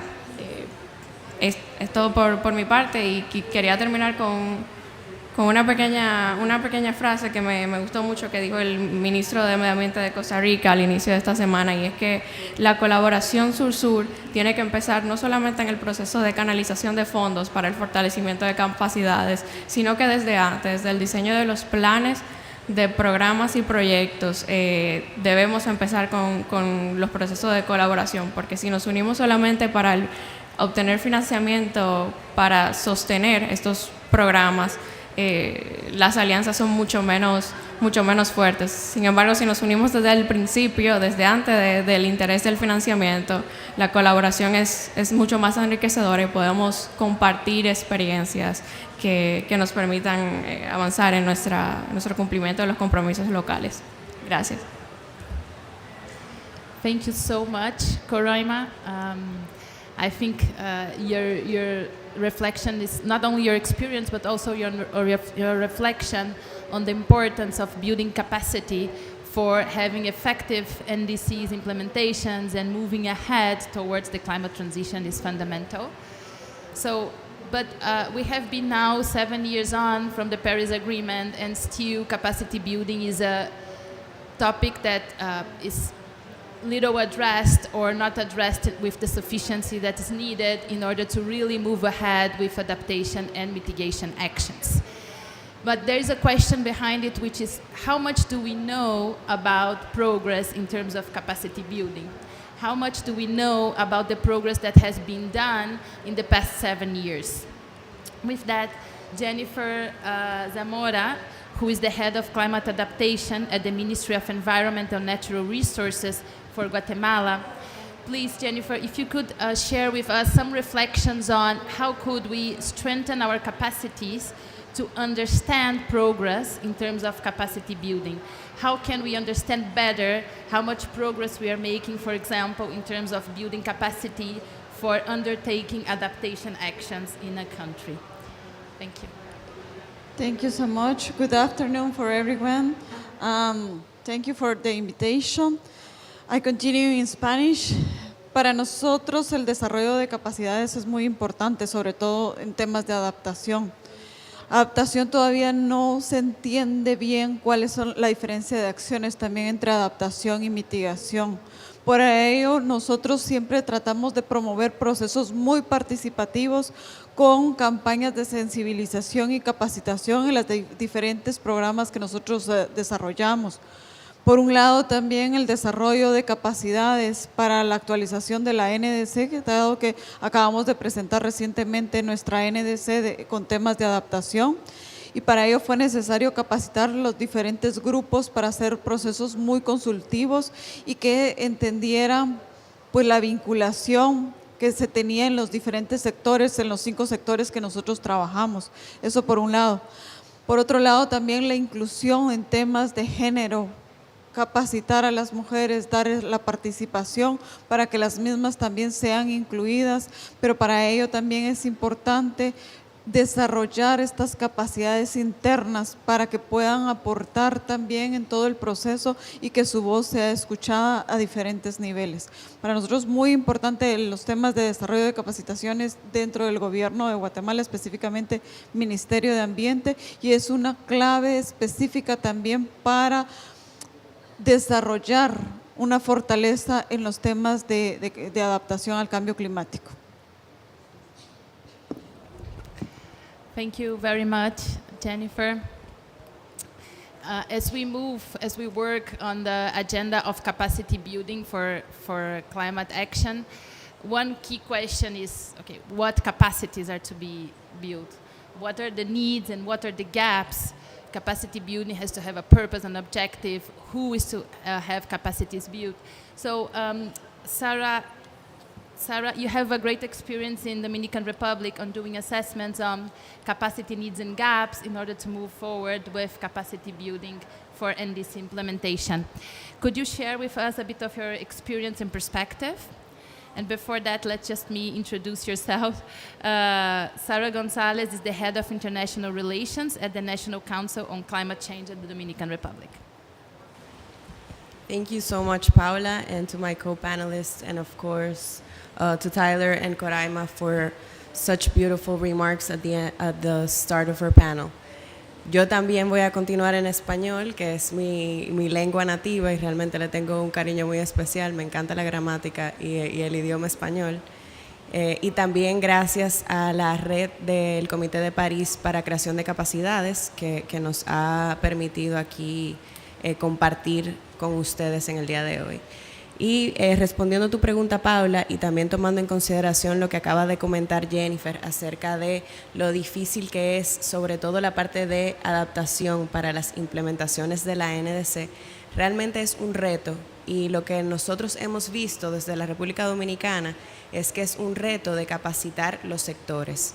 Por ejemplo, en nuestro caso tenemos el sector turismo, que ocupa más de un 16% del Producto Interno Bruto y es uno de los sectores que más se ve afectado por los efectos adversos del cambio climático. No solo por la parte de erosión de las playas, sino también porque tiende a ser un gran emisor. Entonces, en ese caso, tomar la experiencia de esos sectores y convertirlas en acciones climáticas que toquen tanto la adaptación como la mitigación nos lleva muchísimo más lejos en la implementación de la NDC. Y yo creo que todos en general debemos estar viendo la implementación de las NDC de esa manera conjunta, en acciones que impliquen mitigación, adaptación y obviamente que tengan siempre una parte de creación de capacidades cuando se está ejerciendo la acción. A veces pensamos en el proceso de creación de capacidades como un proceso anterior a la implementación, pero nosotros lo que hemos estado viendo es que la acción climática es urgente, sobre todo para nosotros como pequeños estados insulares en desarrollo. Por lo tanto, el proceso de capacitación tiene que ir en conjunto con la acción climática, tiene que ir a la par de la acción climática e ir fortaleciendo cada vez más y de manera progresiva la implementación de las contribuciones nacionalmente determinadas. También lo que hemos visto es que se requiere unas herramientas de planificación que sean bien claras en ese sentido, porque no podemos ver las acciones climáticas divorciadas del resto del desarrollo económico y del desarrollo social que tiene cualquier país, sino que debe ser un eje transversal y un driver, un motivador del desarrollo sostenible. Y para no conversar mucho, porque sé que tenemos poco tiempo, también voy a mencionar que obviamente la parte del financiamiento es extremadamente importante. Y lo que se ha arrojado, y lo conversamos incluso el año pasado en el diálogo que tuvimos de Glasgow, es esa brecha que existe entre la estructuración de proyectos de acción climática y el acceso al financiamiento, tanto de fuentes a nivel internacional como de fuentes a nivel regional y a nivel nacional. Y lo que está sucediendo ahora, y creo que también, y me refiero también a las negociaciones, es que los proyectos tienen una capacidad muy baja en relación a los requisitos que tienen los fondos a nivel internacional. También la parte de la creación de capacidades a nivel de instituciones financieras, sobre todo a nivel regional, porque a nivel nacional también, pero sobre todo a nivel regional, y me remito a lo que comentaba Coraima acerca de lo que dijo el ministro de Ambiente de Costa Rica al principio de la COP, definitivamente es una colaboración que se necesita. Y las plataformas de financiamiento a nivel regional deben ser fortalecidas, las capacidades deben ser fortalecidas para que se puedan establecer canalización de financiamiento correcto para poder implementar las contribuciones nacionalmente determinadas. No me voy a detener aquí porque quiero mencionar solamente una cosa más, y es acerca de la seguridad alimentaria. Nosotros en la República Dominicana tenemos al sector agricultura como uno de los sectores priorizados, y es uno de los sectores que aporta alrededor de un 40 casi % de la fuerza laboral. Eso significa que la acción climática también está haciendo un impacto social, y esto no lo debemos dejar fuera. Fortalecer la capacidad de los sectores de agricultura, hacer una transición hacia unas tecnologías nuevas y hacia una agricultura inteligente, también a países como el nuestro nos garantiza que vamos a tener un impacto social importante por la parte de seguridad alimentaria, de autosuficiencia alimentaria, y también por la parte de seguridad laboral. Aquí sí lo voy a dejar, y muchísimas gracias por escuchar, y a ti, Paula, por la pregunta tan excelente. Thank you so much. Sarah, I think you highlighted several aspects and sectors where there's need for capacity development. Now I would like to, on this approach of South-South cooperation and understanding what are the differences and what are the commonalities that we have across the Global South, I would like to invite Mr. Daoura from Niger to please share with us a little bit on your perspectives on gaps, needs for building capacities to end this implementation and climate action. Thank you.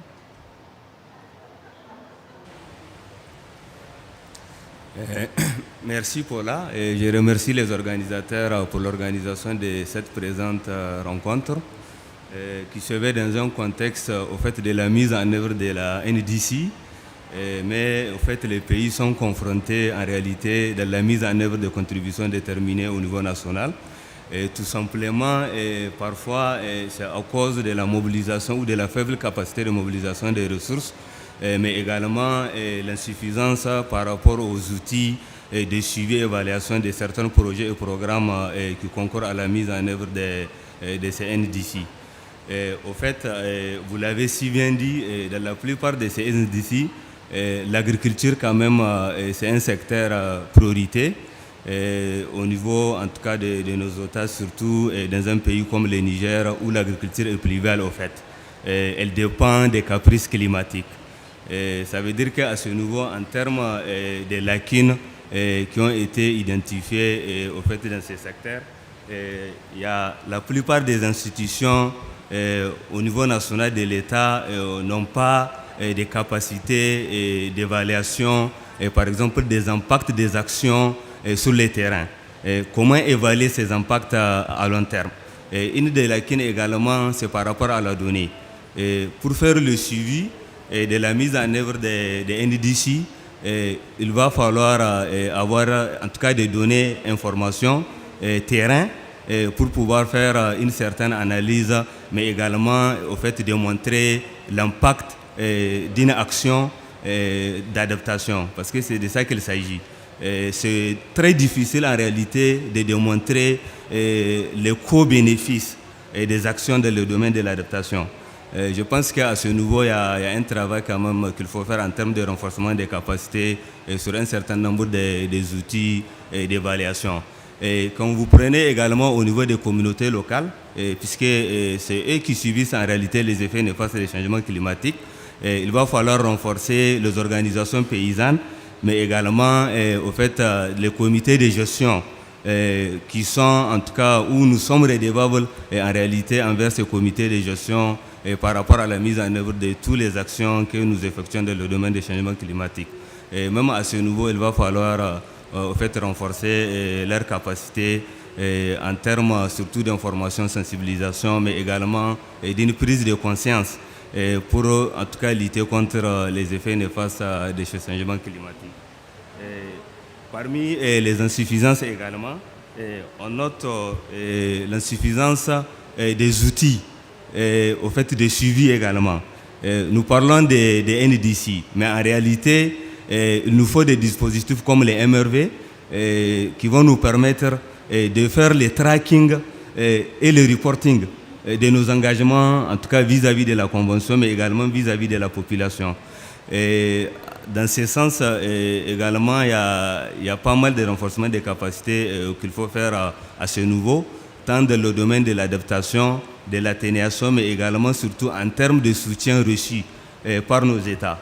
Puisqu'il y a eu tellement de promesses, mais où en sommes-nous par rapport à ces promesses au fait de la lutte contre les effets néfastes des changements climatiques?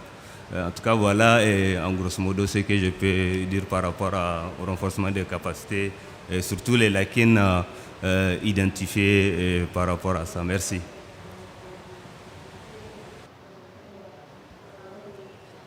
Thank you so much for your rich perspectives, Daoura. Now I would like to give space for two other partners that we have been working with through Impulsouth, Dr. Martin Ojok from the Ministry of Environment and Sustainable, from the Ministry of Water and Environment of Uganda, and Mr. Michel Omer Laivo from the Ministry of Environment and Sustainable Development from Madagascar. You have been doing a lot of work to push forward on capacity building in your countries. So while we know there are several challenges and we have a long way ahead, there's already a lot being done, and you have been adopting different approaches to push forward with capacity building in your countries. Could you share, please, a little bit on what have been key enabling factors and experiences to move ahead in this important issue? If you want to start, Martin, please. Thank you, Paola. And also greetings, good afternoon, everyone. And also, I'd like to send regards to my partner states that we've not met once. We've always had this kind of sharing of the different experiences. You will not notice that capacity building under the climate change discourse is provided for under Article 6 of the Paris Agreement. And therefore, there is need for most of the least developed countries, as well as the small island states, to be brought on board. So the issue of capacity building is very key, and it is therefore in the global context an action which is required for in all the different tenets under the Paris Agreement. So as a country, as Uganda, we've had a number of initiatives in capacity in regards to capacity building, and also to report on the progress that we've so far made, as well as the approaches. We have built capacity of the different sectors, the key impacting sectors in the country, that's agriculture, transport, energy, among others. We build their capacity to write project proposals. And to report on this, out of the project proposals, so far we have 24 concept notes that some of them have already advanced the state of the full funding proposals. We have also developed a capacity of the different sectors in the country in regards to our monitoring, reviewing and verification, the MRV. But all this is not done. We have development or partners that we do this work with, like the UNDP and World Bank. So this is an integrated MRV tool, which is right now we're using for tracking our NDC implementation. We're also doing for tracking our greenhouse gas emissions, as well as the sustainable development goals. Much as this is a new tool, we are yet to operationalize it. We've also developed a systematic mainstreaming of climate change. So we developed what they call one of the tools, which is the climate disaster risk screening tool. This is to screen projects at the initial project development, to make sure that issues of climate change are embedded when you're coming up with some of these projects. And also we have the climate change budget tool, tagging tool. This is being piloted by Ministry of Finance, but the main purpose is to fast track what kind of climate finances are coming into the country under climate change. And we are doing, as well as also training the different sectors which are in the country, the main impacting sectors. We've also built capacities of the different sectors that are within. In regards to handling issues of the carbon markets, we've set out a committee comprising of the different representations from all the key impacting sectors. So we realize that this will, of course, raise our ambition in regard to this particular area. But also in regards to engagement of the youth, we've already have a draft MOU, Memorandum of Understanding, in regard to what actions we need to do together as government with the youth. So this is work which is still ongoing, but it's one of the key areas we noticed that we need to involve the youth. But also, just to report, as a country, we got seed funding from the foundation, which we engaged the lower level education. That's the primary level. So we've so far done it like a pilot and engaged a number of school-going children, of course, to start building their capacity in the areas of climate change. This is also something that we can scale up going into the future, because those children can grow up becoming agent change. So in summary, that's all I had to share. Thank you. Thank you so much, Martin. Now I'd like to give the floor for some reflections from Mr. Michel Omer Laivao from the Ministry of Environment and Sustainable Development of Madagascar, please.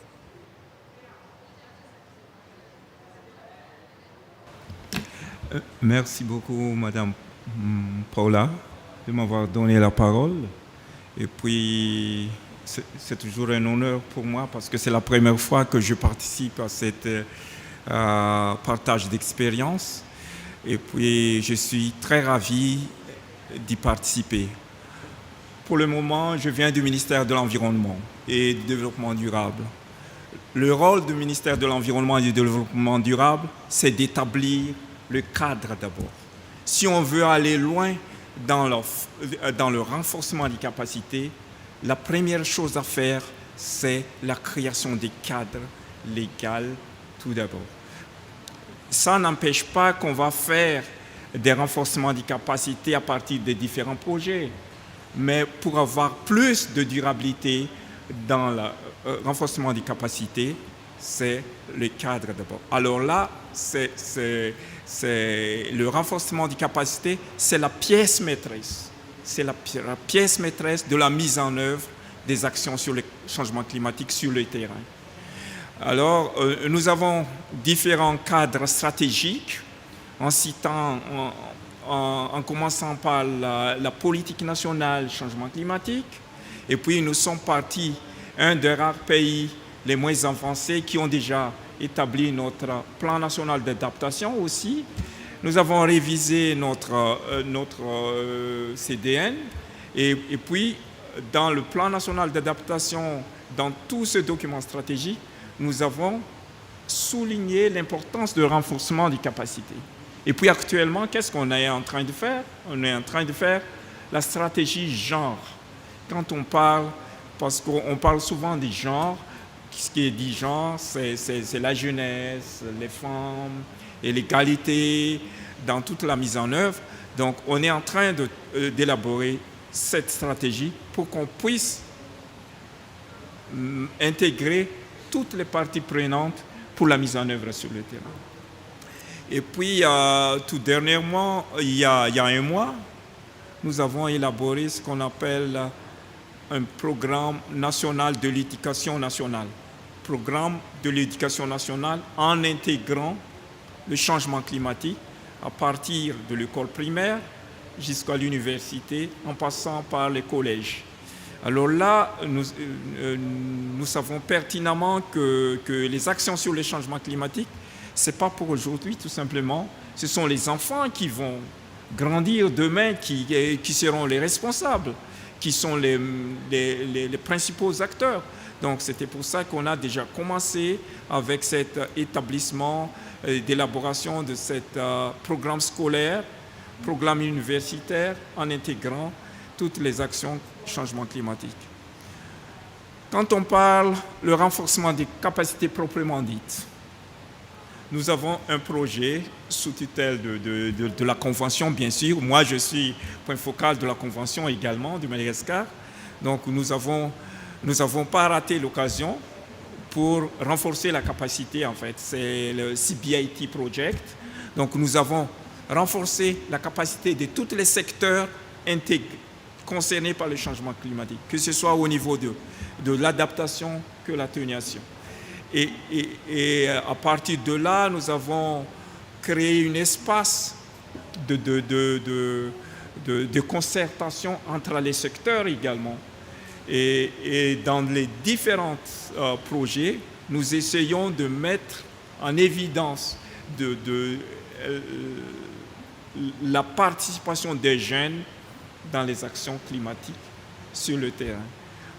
Et tout dernièrement, avec l'appui de plusieurs acteurs, en fait, des bailleurs, nous avons élaboré un cours en ligne. C'est-à-dire, ce cours en ligne permet aux différents jeunes de participer à la compréhension tout d'abord. Qu'est-ce que le changement climatique? Qu'est-ce qu'on doit faire dans le cadre d'adaptation et d'atténuation? Parce qu'avant tout, c'est l'essentiel, quoi. C'est le commencement quand on veut vraiment renforcer les capacités des jeunes dans les mois, dans les années à venir. Et pour terminer, je voudrais souligner ici, je remercie cette coopération Sud-Sud qui nous permet également de renforcer les capacités de certains jeunes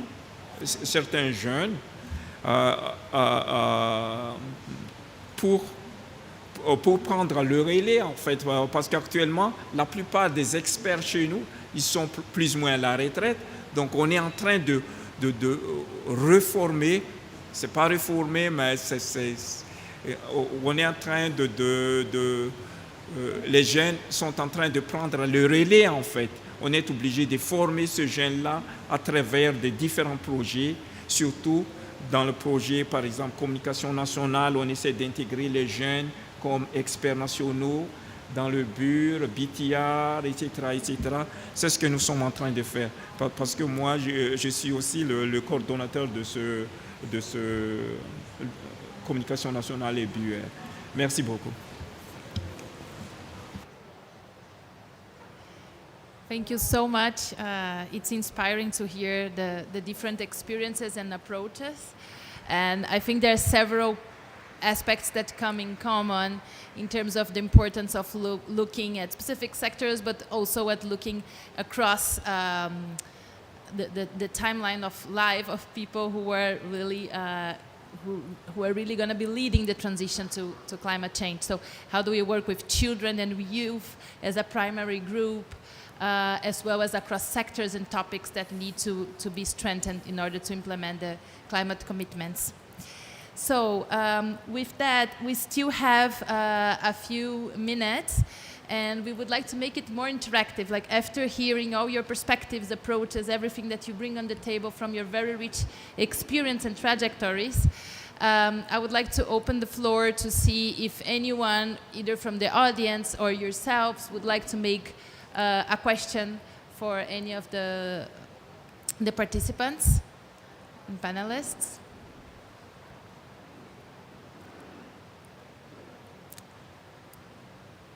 Yeah. If not, or while you reflect and think of some of the questions and experience that you may also want to share, you know, if some of the comments that were shared here today raise any issue that you want to exchange and share with us, please raise your hand, and happy to bring into the conversation. There's one question that I want to make to you, because we talk, I think we all agree on the relevance of capacity building for climate action, the importance of developing plans, the importance of having it not only at the starting point, but throughout the implementation of any plan. And one of the issues that always emerge is capacity building for excess finance. Now I have a question which is a bit another way around. How easy do you find, or what challenges do you find in terms of accessing resources or developing resources for capacity building? So how do we do all the capacity building effort that is needed to take shape? So if you have any experiences on that. Yeah, we can follow the order. Thank you. Very quickly answer, but important question, because it's a real, es un gran reto, precisamente porque hay muchas necesidades, hay mucho conocimiento que debe ser trasladado. En mi caso, mantengo el tema de adaptación. precisamente en temas de capacidades nos impulsa también incrementar la capacidad adaptativa de las comunidades más vulnerables, considerando que las comunidades vulnerables son las comunidades más pobres o con falta de educación o acceso a recursos.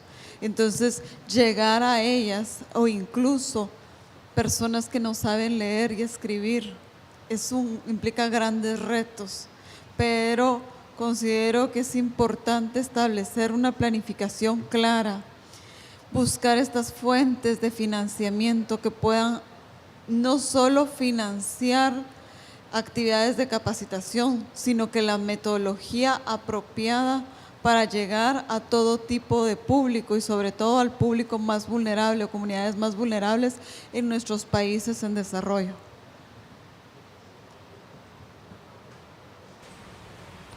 Gracias, Paula, por la pregunta. Pienso que es extremadamente importante y por la respuesta que dio Jennifer, que también me parece muy apropiada, sobre todo cuando conversamos acerca de las comunidades locales necesitando ese financiamiento. Y yo creo que están surgiendo proyectos nuevos que pueden ayudarnos y pueden apoyarnos a entender cómo canalizar ese financiamiento a las poblaciones más vulnerables. Yo creo que hay mucha sensibilización y creación de capacidad que hacer en cuanto a el abanico de oportunidades que tenemos de financiamiento. Muchas veces pensamos, y vuelvo y digo, se refleja incluso en las negociaciones, que el financiamiento solamente, acción climática, solamente se refiere a donaciones y solamente vienen o de organizaciones internacionales o de países desarrollados. Pero la verdad es que muchos países en vía de desarrollo también han creado fondos especiales para estas acciones de climáticas en general, tanto de adaptación como de mitigación, y que muchas veces las acciones que se están llevando a cabo son acciones que, aunque sean climáticas, no necesariamente solamente caben en el ámbito climático, sino que también pueden caber en el ámbito de progreso en general, de cómo un país o una nación o una comunidad incluso se sobrepone a los retos que se les presentan. Entonces yo creo que también hay que entender que no debemos cerrarnos a las oportunidades que se nos brindan, sino también ver cuáles son todas las oportunidades que existen a nivel nacional, regional e internacional.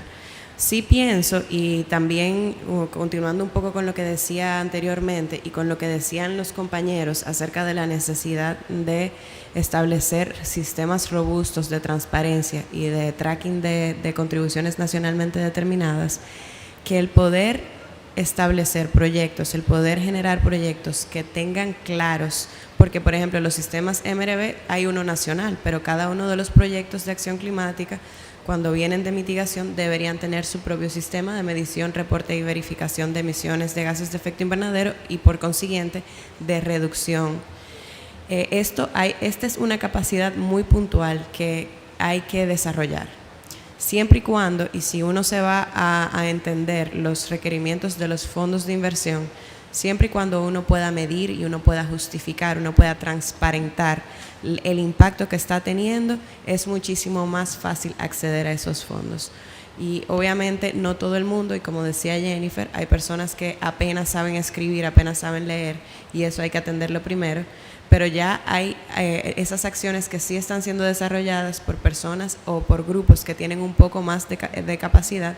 Atender esta necesidad es extremadamente importante para poder asegurar esa canalización de financiamiento. Gracias. Gracias, Sara, por poner este tema en la mesa, y quiero rescatar algo que decías, y es que hay que tener en cuenta que no toda colaboración es simplemente para acceder a financiamiento, sino que también hay que aprovechar las herramientas y oportunidades de colaborar en temas de contribuir en la parte técnica y compartir las experiencias que quizá pueden servirnos para elaborar mejor la documentación científica que hace falta para así entonces poder contar con una racionalidad climática que nos permita acceder ya más a largo plazo o a mayor escala a financiamiento de los fondos que actualmente existen. Y ese es justamente uno de los retos que tenemos en la República Dominicana para acceder a los fondos, la ausencia de suficiente documentación científica que se requiere para acceder a los fondos que actualmente están disponibles para países como el nuestro. Es un gran reto poder elaborar y poder cumplir con todos los requisitos que se piden dentro de estos fondos, y el no contar con suficiente información técnica también nos limita de poder desarrollar proyectos que al final del día sí necesitamos instituciones fortalecidas, sí necesitamos personas que sean capaces de hacerlo, pero también el dinero, y no el dinero en sí, los recursos que va más allá de lo monetario, a veces son casi pareciera que inaccesibles para países como el nuestro. Debería haber un sistema un poco más flexible en cuanto a la información técnica que hay que proveer para poder acceder a esta fuente de financiamiento. Gracias. Thank you very much. Any other colleague that wants to share? Yes, please. Please, Daura. Merci Paula pour la question pertinente. Le financement en tout cas a toujours été, comme je l'ai dit, un challenge, et surtout par rapport à la mise en œuvre de pratiquement toutes les actions dans le domaine des changements climatiques. Au fait, nous actuellement, au niveau de mon pays, le Niger, nous sommes dans deux processus. Le premier processus, au fait, c'est pour élaborer un plan d'investissement de la mise en œuvre de notre CDN, dont le plan est censé ou devait comporter un certain nombre de projets, programmes, qui prend en compte la préoccupation de la communauté locale, surtout dans le domaine de l'adaptation, mais également dans le domaine de l'atténuation. Là, la question qui se pose, au fait, comment impliquer la recherche? Parce que nous l'avons dit à ce niveau, pour aller mobiliser ces financements, ça nécessite l'élaboration des projets et programmes bancables. Or, pour élaborer ces projets et programmes bancables, nous avons besoin de la recherche, parce que l'utilisation, au fait, des résultats de la recherche permet ou facilite en réalité la mobilisation des ressources, et surtout quand vous prenez notre concept du fonds vert par exemple. Nous avons besoin des données scientifiques, surtout des données dans le domaine de la météorologie, mais également dans d'autres aspects en lien avec les projets et programmes qu'on élabore. Le deuxième processus, nous avons bénéficié d'un appui de ICAT, qui est l'initiative pour la transparence de l'action climatique. Actuellement, nous voulons tester un dispositif. Ce dispositif va nous permettre de traquer le soutien requis et le soutien reçu dans le domaine de la mise en œuvre de la NDC, mais également des changements climatiques d'une manière générale. Actuellement, nous avons prévu une formation début janvier qui va se passer au Niger pour renforcer les capacités des parties prenantes par rapport à ce dispositif. Merci.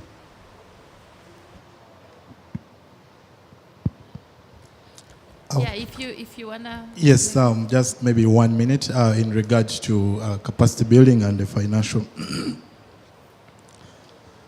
Now, actually, capacity building to me, it's the heart of climate action, and if all these other areas in regards to starting from the project design to access some of these available finances, implementation. If you don't have the capacity, you cannot actually carry out any of these actions. And also, you notice we have also the issues of the South-to-South learning. If sharing of experiences, it's also one of the areas that one country can borrow. You will all agree with me that some of countries are actually ahead of others. So if you have this sort of a sharing in terms of experiences and how some of them are accessing these finances, could actually be very important for other countries also to pick up, and mostly those which are the least developed countries. There are a lot of challenges. They cannot access some of these available or readily finances which are available. They also need the exchanges which in terms of maybe direct learning or courses, which is in regard to resource mobilization. So all this I see as something which is very important if we are to succeed with these action areas. Thank you. Oui, pour moi personnellement, le mot-clé, c'est renforcement des capacités, jeunes et financement. Le financement, c'est le nerf de la guerre pour faire la mise en œuvre sur le terrain. Alors là, quelquefois, il y a du financement, mais les pays en développement n'arrivent pas à mobiliser le financement. Alors, quelque part, il y a un problème. Le problème, c'est quoi? Comment mobiliser les financements disponibles pour les pays en développement? Par exemple, si je vous donne l'exemple comme le fonds d'adaptation pour les PMA, c'est une enveloppe, l'argent est là. Pourquoi on n'arrive pas à mobiliser ça? Il y a quelque part un problème. C'est quoi le problème? Le problème de renforcement des capacités. Comment mobiliser le fonds? On sait pertinemment que le fonds vert, le fonds de l'environnement mondial et puis fonds d'adaptation, il y a des canevas spécifiques. Il faut apprendre comment. C'est là qu'on doit axer notre effort pour le renforcement des capacités, surtout pour les jeunes. Parce que le mot-clé, j'ai dit tout au début, c'est jeunes, renforcement des capacités et financement. Donc il faut former les jeunes pour leur capacité à mobiliser le financement. Moi, je vois que c'est ma conclusion, en fait. Il faut voir les jeunes. Comme à Madagascar, nous avons une structure, un département pour le financement extérieur qui s'occupe de fonds vert climat et fonds d'adaptation et tous les financements du mécanisme de la Convention, en fait. On a appris sur l'État. Caneva par caneva. Et puis, on a essayé de partager comment mobiliser ce fonds-là à partir du caneva déjà établi par les mécanismes de financement de la communauté. Je vous remercie. Thank you so much for your very helpful reflections, also on thinking for the future, right? Thinking the next steps. So before we close, I would like to ask one thing for you and make one brief comment. What I would like to ask for all of you is taking the spirit of Mr. Michel Omer Laivo from giving us like 1, 2, 3 words to take with us for thinking what are the priorities, what's the future, what do we have to look at when we think about capacity building for NDC implementation. If you take a moment to think of like what are the 1, 2, maximum 3 words that you would like to share, thinking about what we would like to see in terms of capacity building for NDC implementation. Taking the spirit of your very helpful intervention, Mr. Robert. I think there's a question from the floor. There's 2 questions very briefly. Yes. Is there a microphone?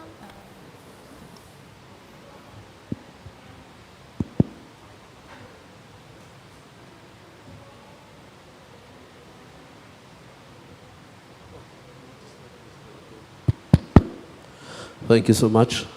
Je me présente, je m'appelle Mamtine de Manzato, je viens de Madagascar. Je travaille pour le ministère de l'Environnement et du Développement durable.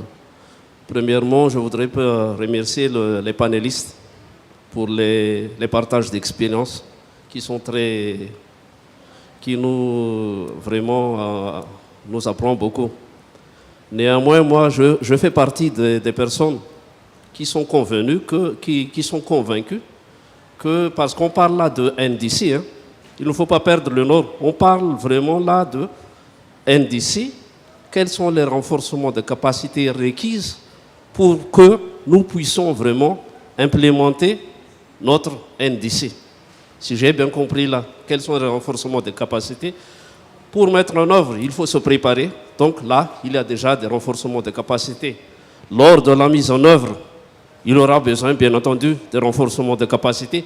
Et sur le suivi aussi, ça a été soulevé tout à l'heure qu'il faut faire l'évaluation des impacts, faire le suivi, mettre en place des systèmes de traçabilité. Donc tout au long de la chaîne, la préparation, l'implémentation et le suivi, il aura toujours besoin de renforcement de capacité. La question que je pose à tous les panélistes, bien entendu, il y a cet aspect accès au changement climatique, mais si on devrait poser la question pour que notre NDC soit vraiment implémenté efficacement, quelles sont les priorités? On a parlé tout à l'heure de recherche, de financement, de communauté, mais en tant que dirigeant, on doit savoir nos priorités. Quelles sont vraiment les priorités si on veut avancer dans la mise en œuvre de la NDC d'une part, et d'autre part, quelle est l'approche et la stratégie qu'il faut avoir pour vraiment aller de l'avant dans la mise en œuvre de nos CDN. Merci. Okay, thank you very much. So my name is Emmanuel Chio from the United Nations University. It's a question that is coming online, and it's directed to all the panelists. And the question is, what is the possibility of integrating climate action education in the regular curriculum of secondary school and university? Or maybe how far in your respective countries have you integrated climate action capacity building in the curriculum of secondary school and university? Thank you.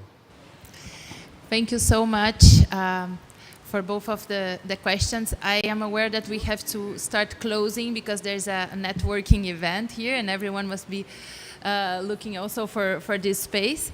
But then I would like to give an opportunity for each of you to briefly share either a response to the questions or any final message that you want to leave. If we can follow the order again. And I don't know if anyone wants to start. Oh, okay, I'm sorry. Thank you. Considero muy importante el fortalecimiento de capacidades y la academia también relacionada a la pregunta. Las universidades juegan un papel muy importante también para desarrollar este conocimiento, promover nuevas tecnologías que nos permitan tomar acciones ante los impactos de cambio climático. Este es un gran reto al que nos enfrentamos todos porque los impactos van a continuar, no es que van a reducir. Entonces tenemos que tomar acciones contundentes y el desarrollo de capacitaciones a diferentes niveles es vital para salir adelante y sobre todo nosotros los países en desarrollo. Entonces es una clave muy importante que tenemos que ir fortaleciéndonos cada vez más si lo que queremos es salir adelante también ante estos tremendos retos y problemas que podemos tener también en un futuro. Gracias. Voy a ser breve porque sé que, primero que todo, con las prioridades, la pregunta que hizo el colega de Madagascar acerca de las prioridades de la contribución nacionalmente determinada. Yo soy fiel creyente de que uno debe, o sea, uno como gobierno y uno como actor en el escenario climático, debe asegurarse de que los sectores que están siendo priorizados por la contribución nacionalmente determinada estén en la capacidad de responder a las acciones que están siendo propuestas. Creo que eso es una línea base que debemos considerar todos para poder entender a qué grado se puede la contribución nacionalmente determinada implementar. También no sé en qué grado todos los países han establecido un plan de acción de la contribución nacionalmente determinada para poder transformar lo que está plasmado en ese documento en líneas de acción claras, con claramente determinados la parte de financiamiento, la parte de quiénes son los responsables, de cómo integrar esa acción dentro de la planificación estatal o del desarrollo económico que estén teniendo en ese momento. Y si me preguntan por sectores, ¿cómo priorizarlos? Yo priorizaría la parte de seguridad alimentaria, sobre todo luego de la pandemia que acabamos de vivir, de la COVID-19, donde se vio gravemente amenazada esa seguridad alimentaria a nivel nacional, no en todos los países, pero sí en la mayoría, asegurarse de que sea autosuficiente el país para proporcionarse. La parte de alimentos yo creo que debe ser completamente una prioridad. Y obviamente la transición energética, porque eso ya incluso toca la parte del sector salud. O sea, para mí esas son las prioridades claras. Y para continuar con la pregunta que hizo Emanuel, acerca de cómo podemos integrar la parte de educación, sobre todo de educación superior. En República Dominicana, desde el 2011, hemos integrado la educación para el cambio climático en la currícula de primaria. Y hemos desde entonces estado luchando con escalar esa inclusión a la currícula de las universidades. En la particularidad nuestra, nosotros solamente tenemos una sola universidad pública y las demás son privadas. Es un poco más difícil y retador. Debemos trabajar con el Ministerio de Educación Superior, Ciencia y Tecnología para asegurarnos de que sea algo reglamentario. Mientras tanto, en las universidades privadas sí se está tomando en consideración, pero por áreas de estudio. No como al principio se tomó en consideración como un módulo electivo de cambio climático solo, pero ahora integrarlo no solamente así, sino a las diferentes carreras, por ejemplo, arquitectura con construcciones resilientes y así por el estilo, definitivamente es una prioridad en la República Dominicana y como decía nuestra colega, es vital para que las futuras generaciones estén suficientemente preparadas y que lo que salga a partir de ahora esté alineado con las metas y los goles y compromisos climáticos que tenemos.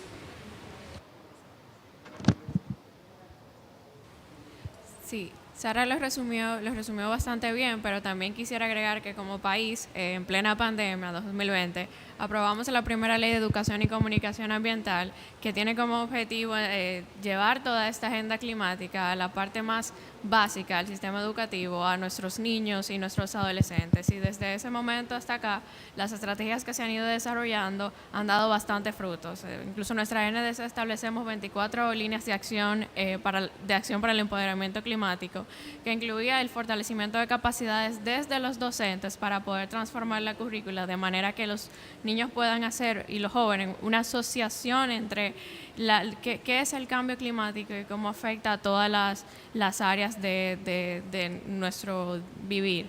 En ese sentido, también resaltar que el Ministerio de Medio Ambiente y el Ministerio de Educación ha estado trabajando en conjunto a través del Departamento de Educación Ambiental en hacer que la educación para los jóvenes sea más práctica, educación en temas de reciclaje, educación en temas de cómo cuidar nuestras áreas protegidas. Así que como país estamos sumamente comprometidos, desde los más pequeños hasta los universitarios, como mencionaba Sara, en carreras bien específicas y vinculando el tema ambiental en otras carreras que parecieran no tener una participación directa, pero ya hoy día no podemos dejar ninguna carrera fuera. El sector salud se está intentando vincular a este tema, el sector de ingeniería, como mencionaba Sara, el derecho, todas las carreras estamos intentando que puedan tener al menos un componente de concientización ambiental para poder accionar y participar en el cumplimiento de nuestra CNDC.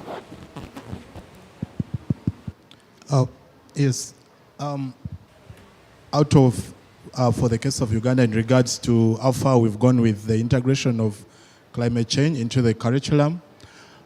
We've so far under the primary level, we've gone up to the primary 5 level, that's the lower level, but also with the intentions of moving up to the primary 7 level.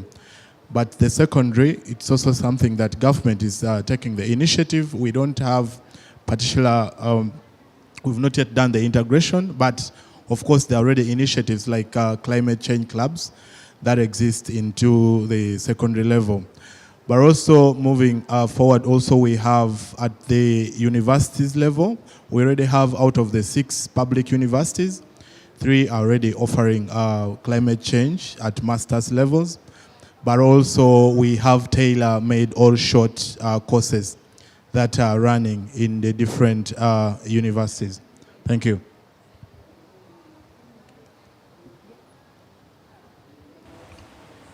Please, Daura, and then Michel Omer. Merci. Je remercie les deux intervenants. Le premier intervenant a parlé au fait des priorités par rapport à la mise en œuvre de la CDN.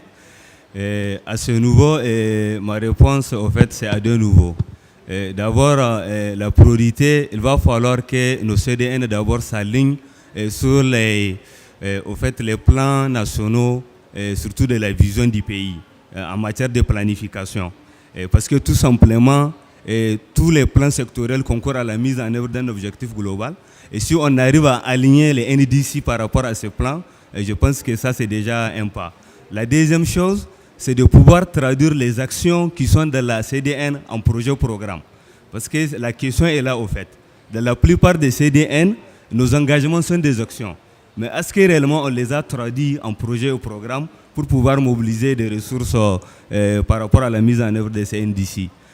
Par rapport à la question du professeur Emmanuel sur l'éducation, au fait, nous au Niger, on a commencé ce processus depuis 2018, puisque nous avons une stratégie nationale d'apprentissage dans le domaine des changements climatiques qui répond à l'article 6 de la Convention et qui prône de l'information, sensibilisation au grand public.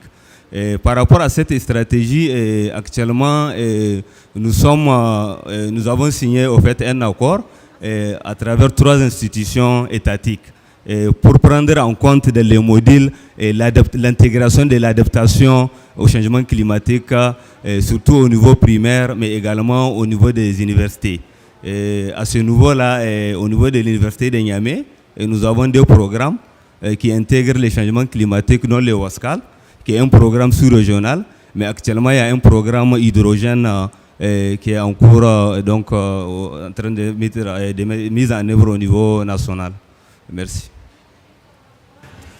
Oui, je serai très bref.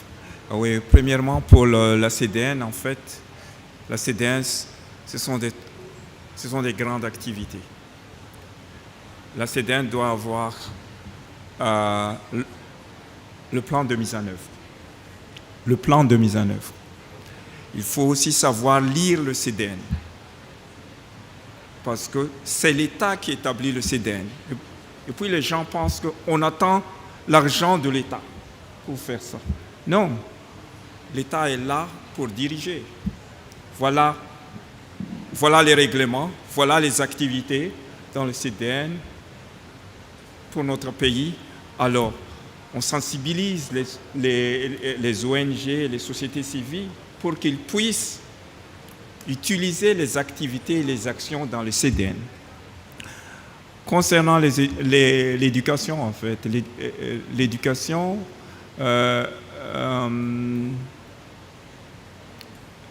dans les pays en développement, la plupart des jeunes ne vont pas à l'école. J'ai oublié qu'à Madagascar, le ministère de la Jeunesse est séparé du ministère de l'Éducation nationale. Actuellement, le ministère de la Jeunesse est en train d'élaborer une stratégie sur le changement climatique. Comment on va intégrer les jeunes qui ne vont pas à l'école pour la lutte contre le changement climatique. Oui, le ministère travaille en étroite collaboration avec l'UNICEF pour faire cette stratégie. C'est une bonne idée. Et puis, quand j'arrive à l'université, j'enseigne aussi à l'université, je vois que c'est vrai, le changement climatique, c'est une nouvelle thématique. Les professeurs à l'université, je m'excuse, ils sont assez vieux. En fait, ce n'est pas leur thématique à l'époque. Donc alors là, je reviens sur le renforcement des capacités de jeunes, les futurs enseignants à l'université. Il faut que cette formation doive toucher les différentes structures de l'université pour qu'on puisse avoir des futurs chercheurs dans le domaine du changement climatique, que ce soit dans l'adaptation et l'atténuation, surtout dans les pays en développement comme le nôtre. Oui, je termine mon intervention sur ça. Merci beaucoup. Thank you so much. Thank you for everyone. And thank you for staying with us in this very inspiring conversation between the perspective of six representatives of 5 developing countries. So thank you very much for that. Now I think I don't know if probably someone is going to introduce you, but there's a networking event from the PCCB. So thank you very much, and thank you very much especially for all the team from the PCCB Hub who has been very supportive to Impulsouth and I think to many of us in this pathway of building capacities for this implementation. So thank you, and thank you for your time and being with us.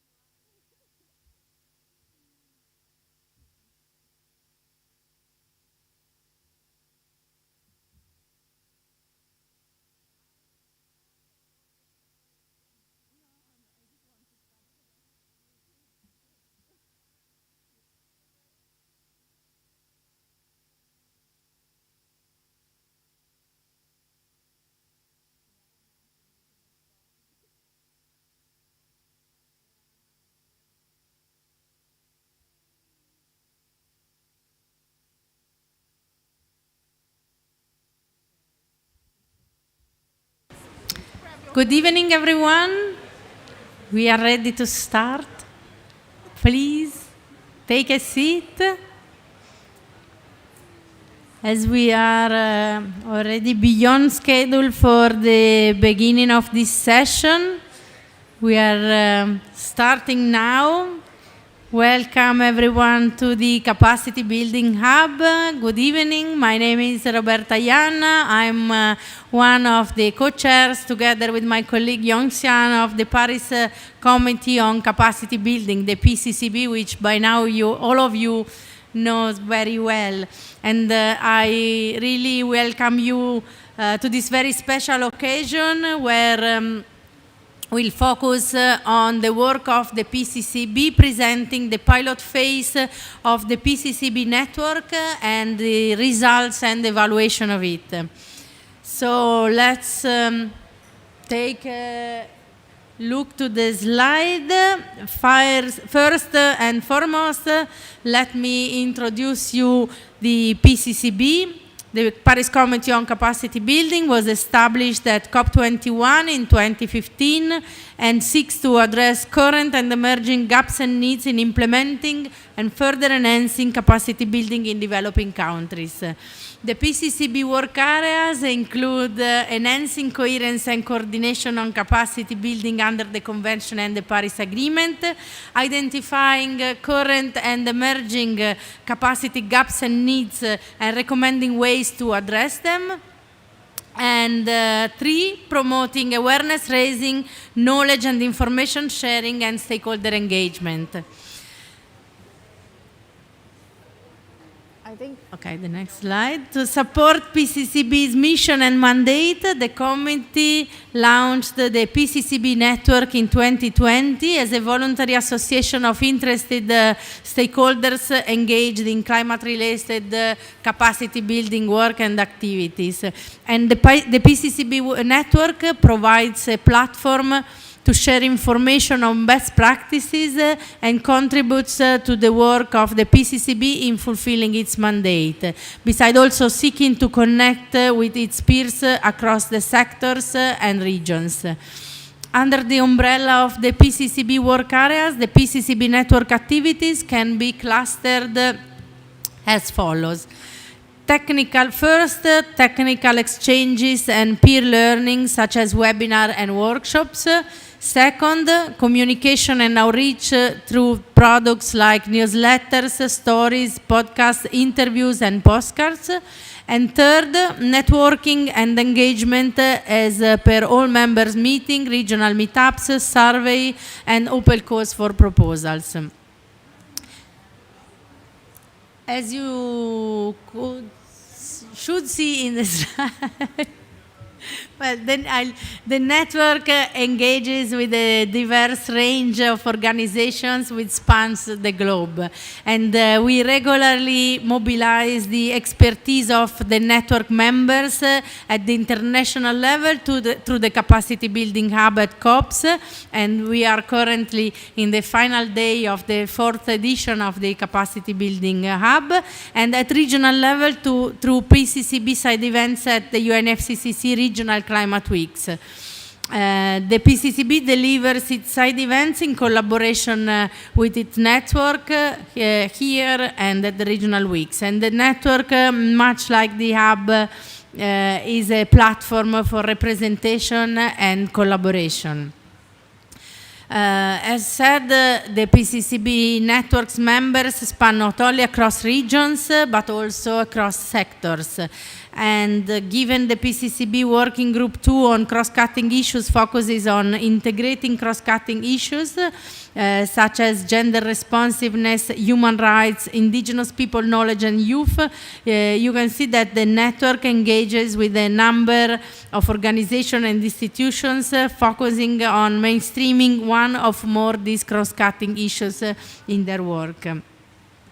With the end of the pilot phase of the PCCB network, as of today, the network unites 312 organizations that work in and address several areas of capacity building in the context of climate action.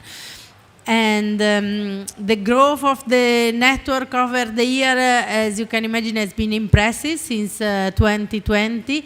And if your institution or organization works on capacity building for climate action and you would like to join our growing numbers, please join the PCCB network. It's very easy. It's about just filling a form on the web page of the PCCB, on the of the UNFCCC website, or just scanning this QR code you can see in the slide.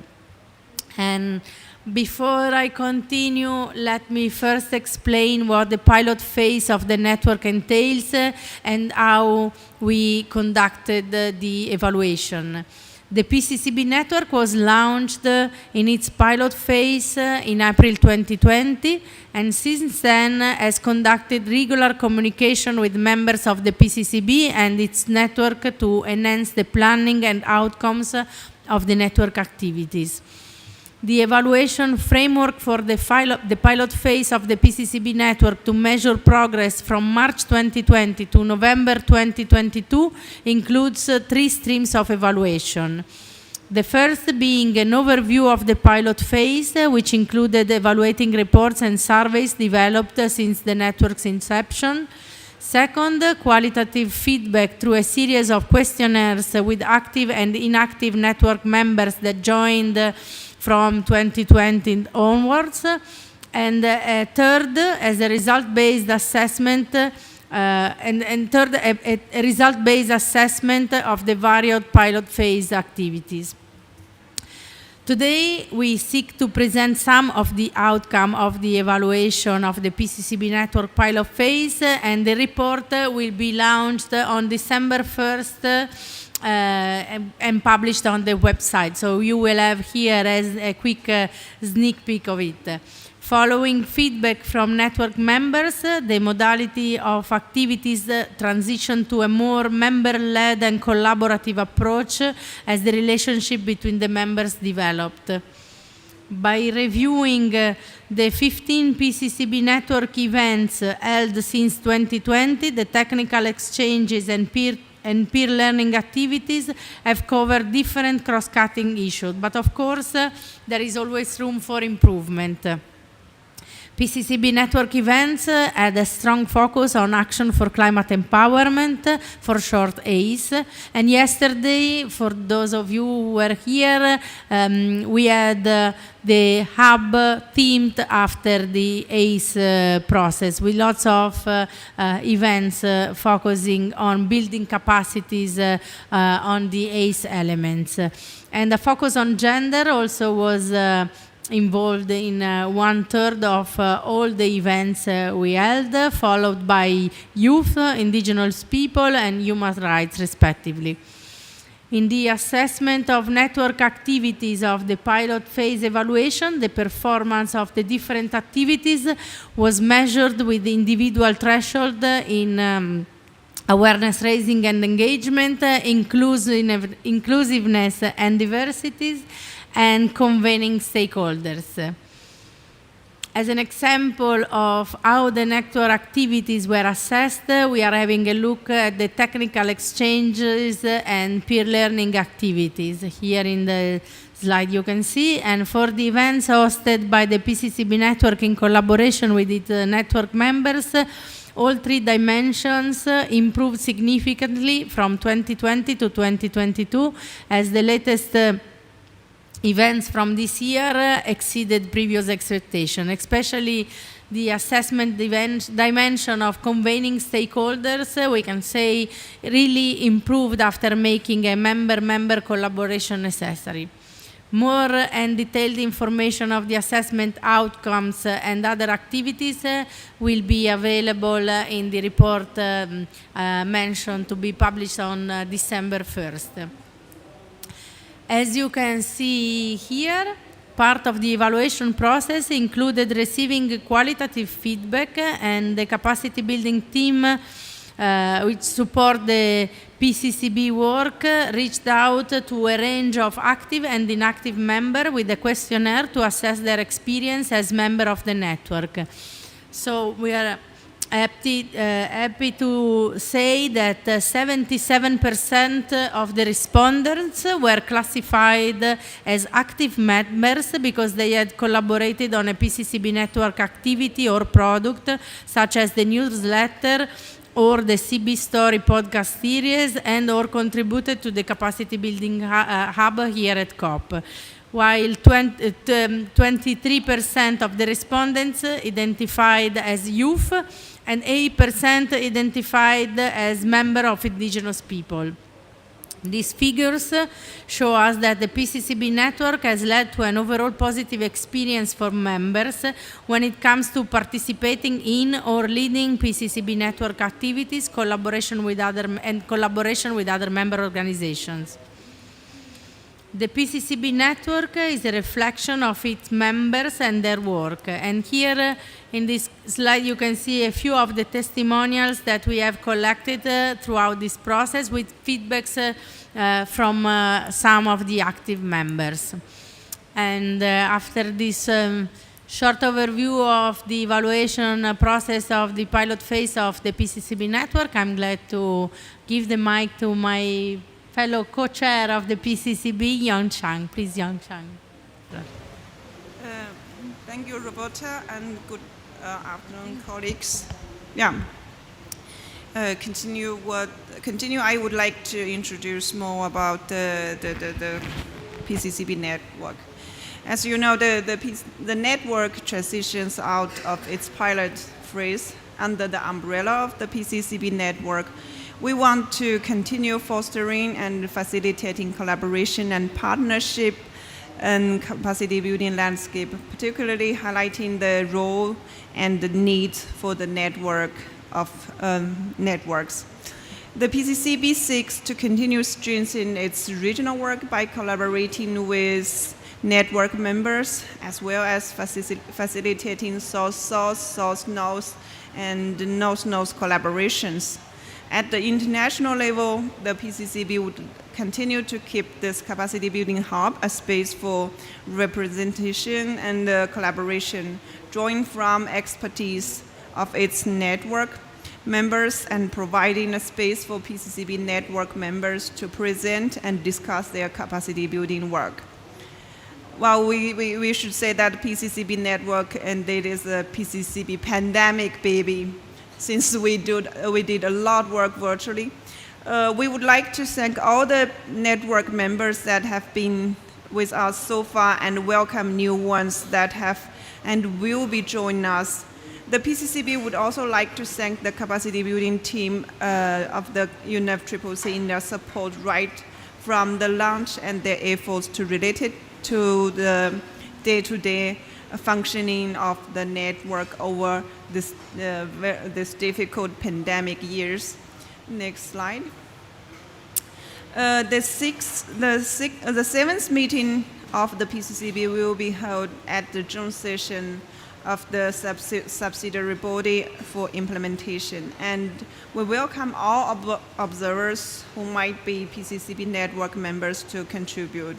The concept note for the fifth capacity building hub will be presented there, followed by a call for expression interest in August.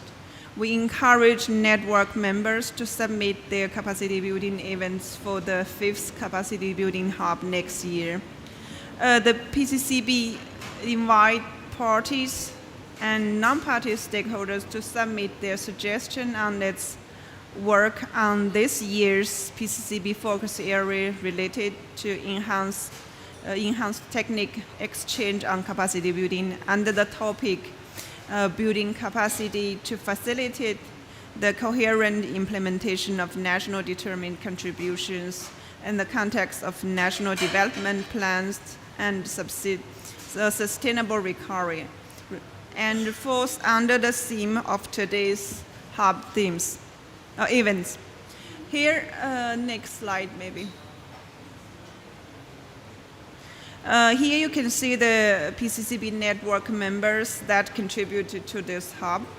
And the PCCB welcomes network members to submit to the next call under the topic of capacity building support for adaptation, with a focus on addressing gaps and needs relating to formulating and implementing national adaptation plans, which is the PCCB's focus area for 2023.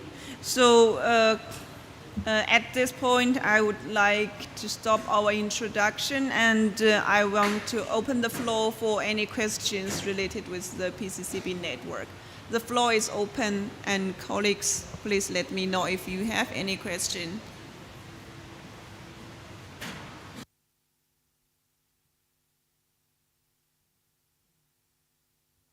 Please. Please. Take the mic.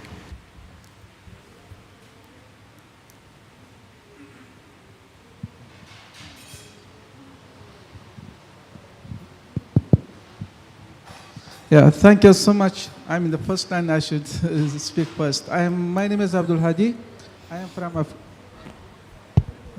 My name is Abdul Hadi, and I am from Afghanistan. And I am the only person attending CAP conference from my country, the only person.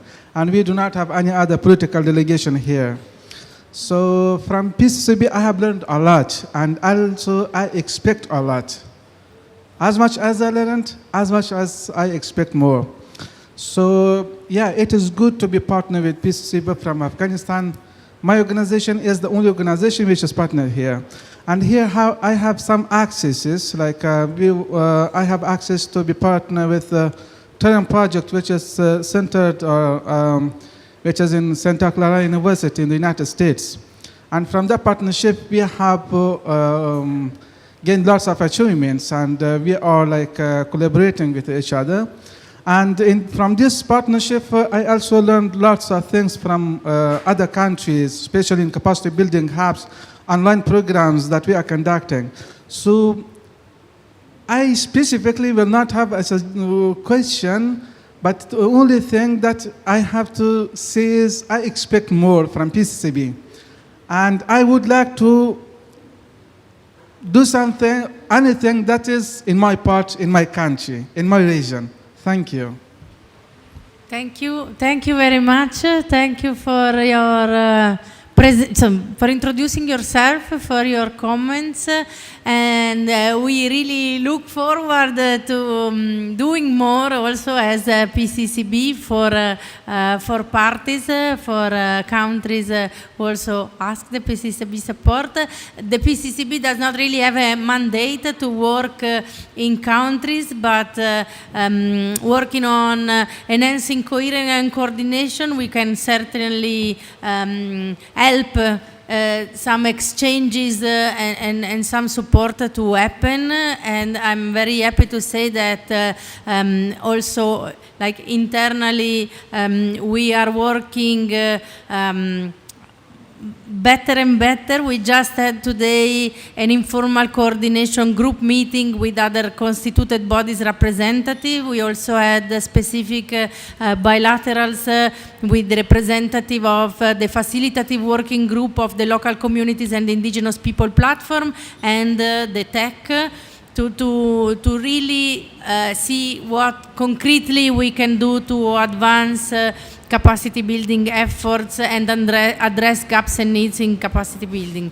So again, thank you. We are willing to do more and more. The PCCB regularly also produce papers that we hope are useful to parties and to members of the PCCB network, such as the toolkit to address, to evaluate capacity gaps and needs for the implementation of the Paris Agreement, and the technical paper for the ownership, for capacity building ownership in countries. And the PCCB is always open to receive voluntary submissions, so going to the PCCB page of the UNFCCC website, it's possible to look at everything we are doing, the 4 working groups, what we are delivering also in collaboration with other constituted bodies, and there is also the email address where to send suggestions and submissions, and also to to respond to the call for submissions that the PCCB regularly issues. So thank you again, and hopefully we'll be in touch. I don't know, please. Thank you very much. I am Gansham Siboran, and I am the president of Falcon Association, Farmers in Agriculture and Livestock. I have been members since the beginning, and it's the first time that we are meeting physically, because I think I cannot travel to COP at Grants Road. And for my views, I want to have more support, and if we can have a more meeting physical, or we can have exchange of project what they are doing in other countries, we can organize such as a workshop or others conference that we met the members and share our views. That is my suggestion. And also help us because we are doing a lot of work, and we need funds also, and how we PCCB can help us to get fund or recommendation like this, something like this. Okay. Thank you very much. And well, there is lots of work ongoing within the members of the PCCB network, and the PCCB regularly mobilize the PCCB network members with webinars.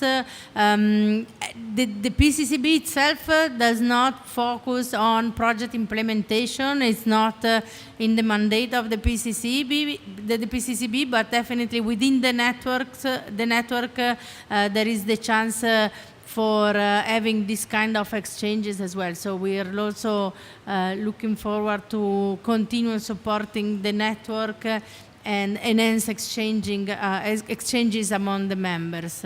And thank you very much for joining the Capacity Building Hub and being here with us. I don't know if there are, there's one more comment, please. Yes, thank you. I'm Bob Aston from Kenya. I was just wondering, because I saw your 2023 work plan, and the emphasis is around supporting countries in terms of formulation of their national adaptation plans. But I was wondering particularly if probably PCCB is also planning to support countries which are in terms of the implementation of the Glasgow Work Program on action for climate empowerment. Because I know at the moment there are countries that are in the process of developing their learning strategies in terms of some of the short-term actions around action for climate empowerment. Mm-hmm. And also I was wondering if probably part of the 2023 work plan will be to support countries around that.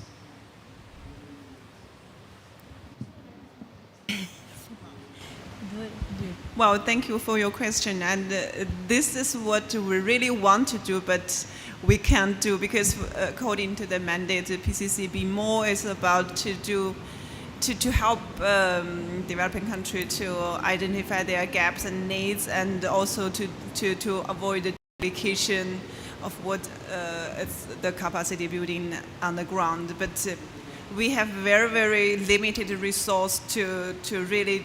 But we could help you to see the chance to access to those fundings. But we don't have funding for specific project. It's a pity, but well, that's the truth.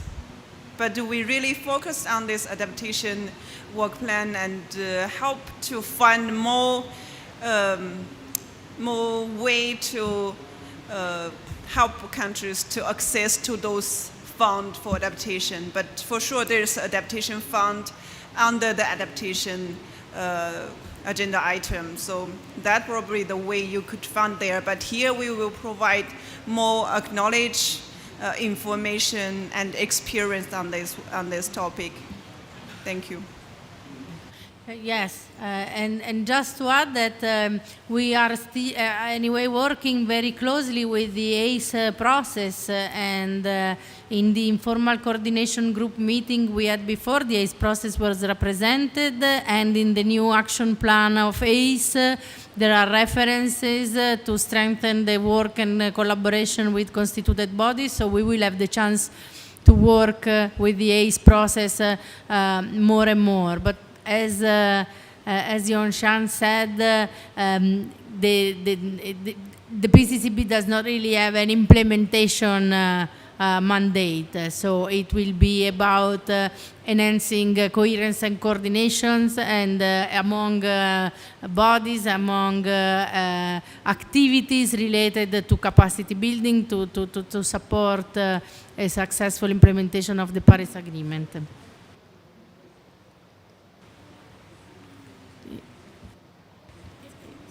Okay, if there are no other comments, I don't know. Maybe you can go on. Okay. Okay, so if there are no other comments, I hope that it has been a fruitful and successful day for every one of you here at the Capacity Building Hub. And with this session, we conclude the last event of the PCCB Focus Area Day here at the 4th edition of the Capacity Building Hub at COP27, and which was around the focus area of building capacity to facilitate the coherent implementation of nationally determined contribution, NDCs, in the context of national development plans and sustainable recovery. Today's events feature discussions on key themes on capacity building for strengthening national planning and budgeting systems, improving access to climate finance, and enhancing country ownership. And we can say that also provided the space for capacity building stakeholders to share relevant experiences, good practices, tools and methodologies, as well as lessons learned. Throughout the past 7 days, organizations have showcased the variety of capacity building efforts which have taken place over the year by sharing information, experiences, and technical capacities to further climate action on a large scale. Please look forward to the summary report of the 4th Capacity Building Hub with the key outcomes of the discussion and presentation material that was displayed over the week just passed. And I'll pass over the microphone to Yonshan to officially close this 4th edition of the Capacity Building Hub. Thank you, Roberta. And I should say it has been an intensive and exciting past 7 days with 48 events. With the guidance of the cross-cutting issue experts and support of organizations, ACE and your voice was mainstreaming through their dedicated thematic day on building capacity with ACE Day on the 15th, as well as on other thematic days with 22 events for ACE and 16 for youth. The gender was mainstreaming at 23 events. Indigenous people's knowledge was mainstreaming at 7 events. And through only 2 events made explicit reference to mainstreaming human rights due to the interlinked nature of human rights, they were implicitly in many other events. Thank you to the International Center for Climate Change and Development and the United Nations Universities Institute for Environment and Human Security, the Global Green Growth Institute, the International Labour Organization, and the World Resource Institute. Militaries Beyond Borders and Borders International, the International Union for Conservation of Nature, and Climate for their support as lead partners in the planning and delivering of each thematic day. I would like to thanks on behalf of the PCCB and the 55 different organizations that delivered events at the hub over past 7 days. You have been the clear example of how climate stakeholders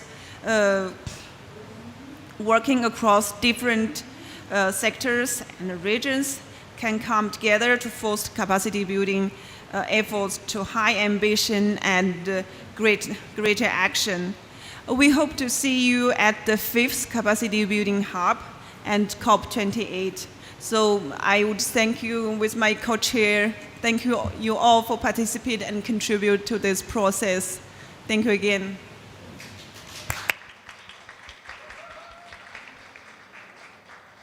See you at the next Capacity Building Hub at COP28.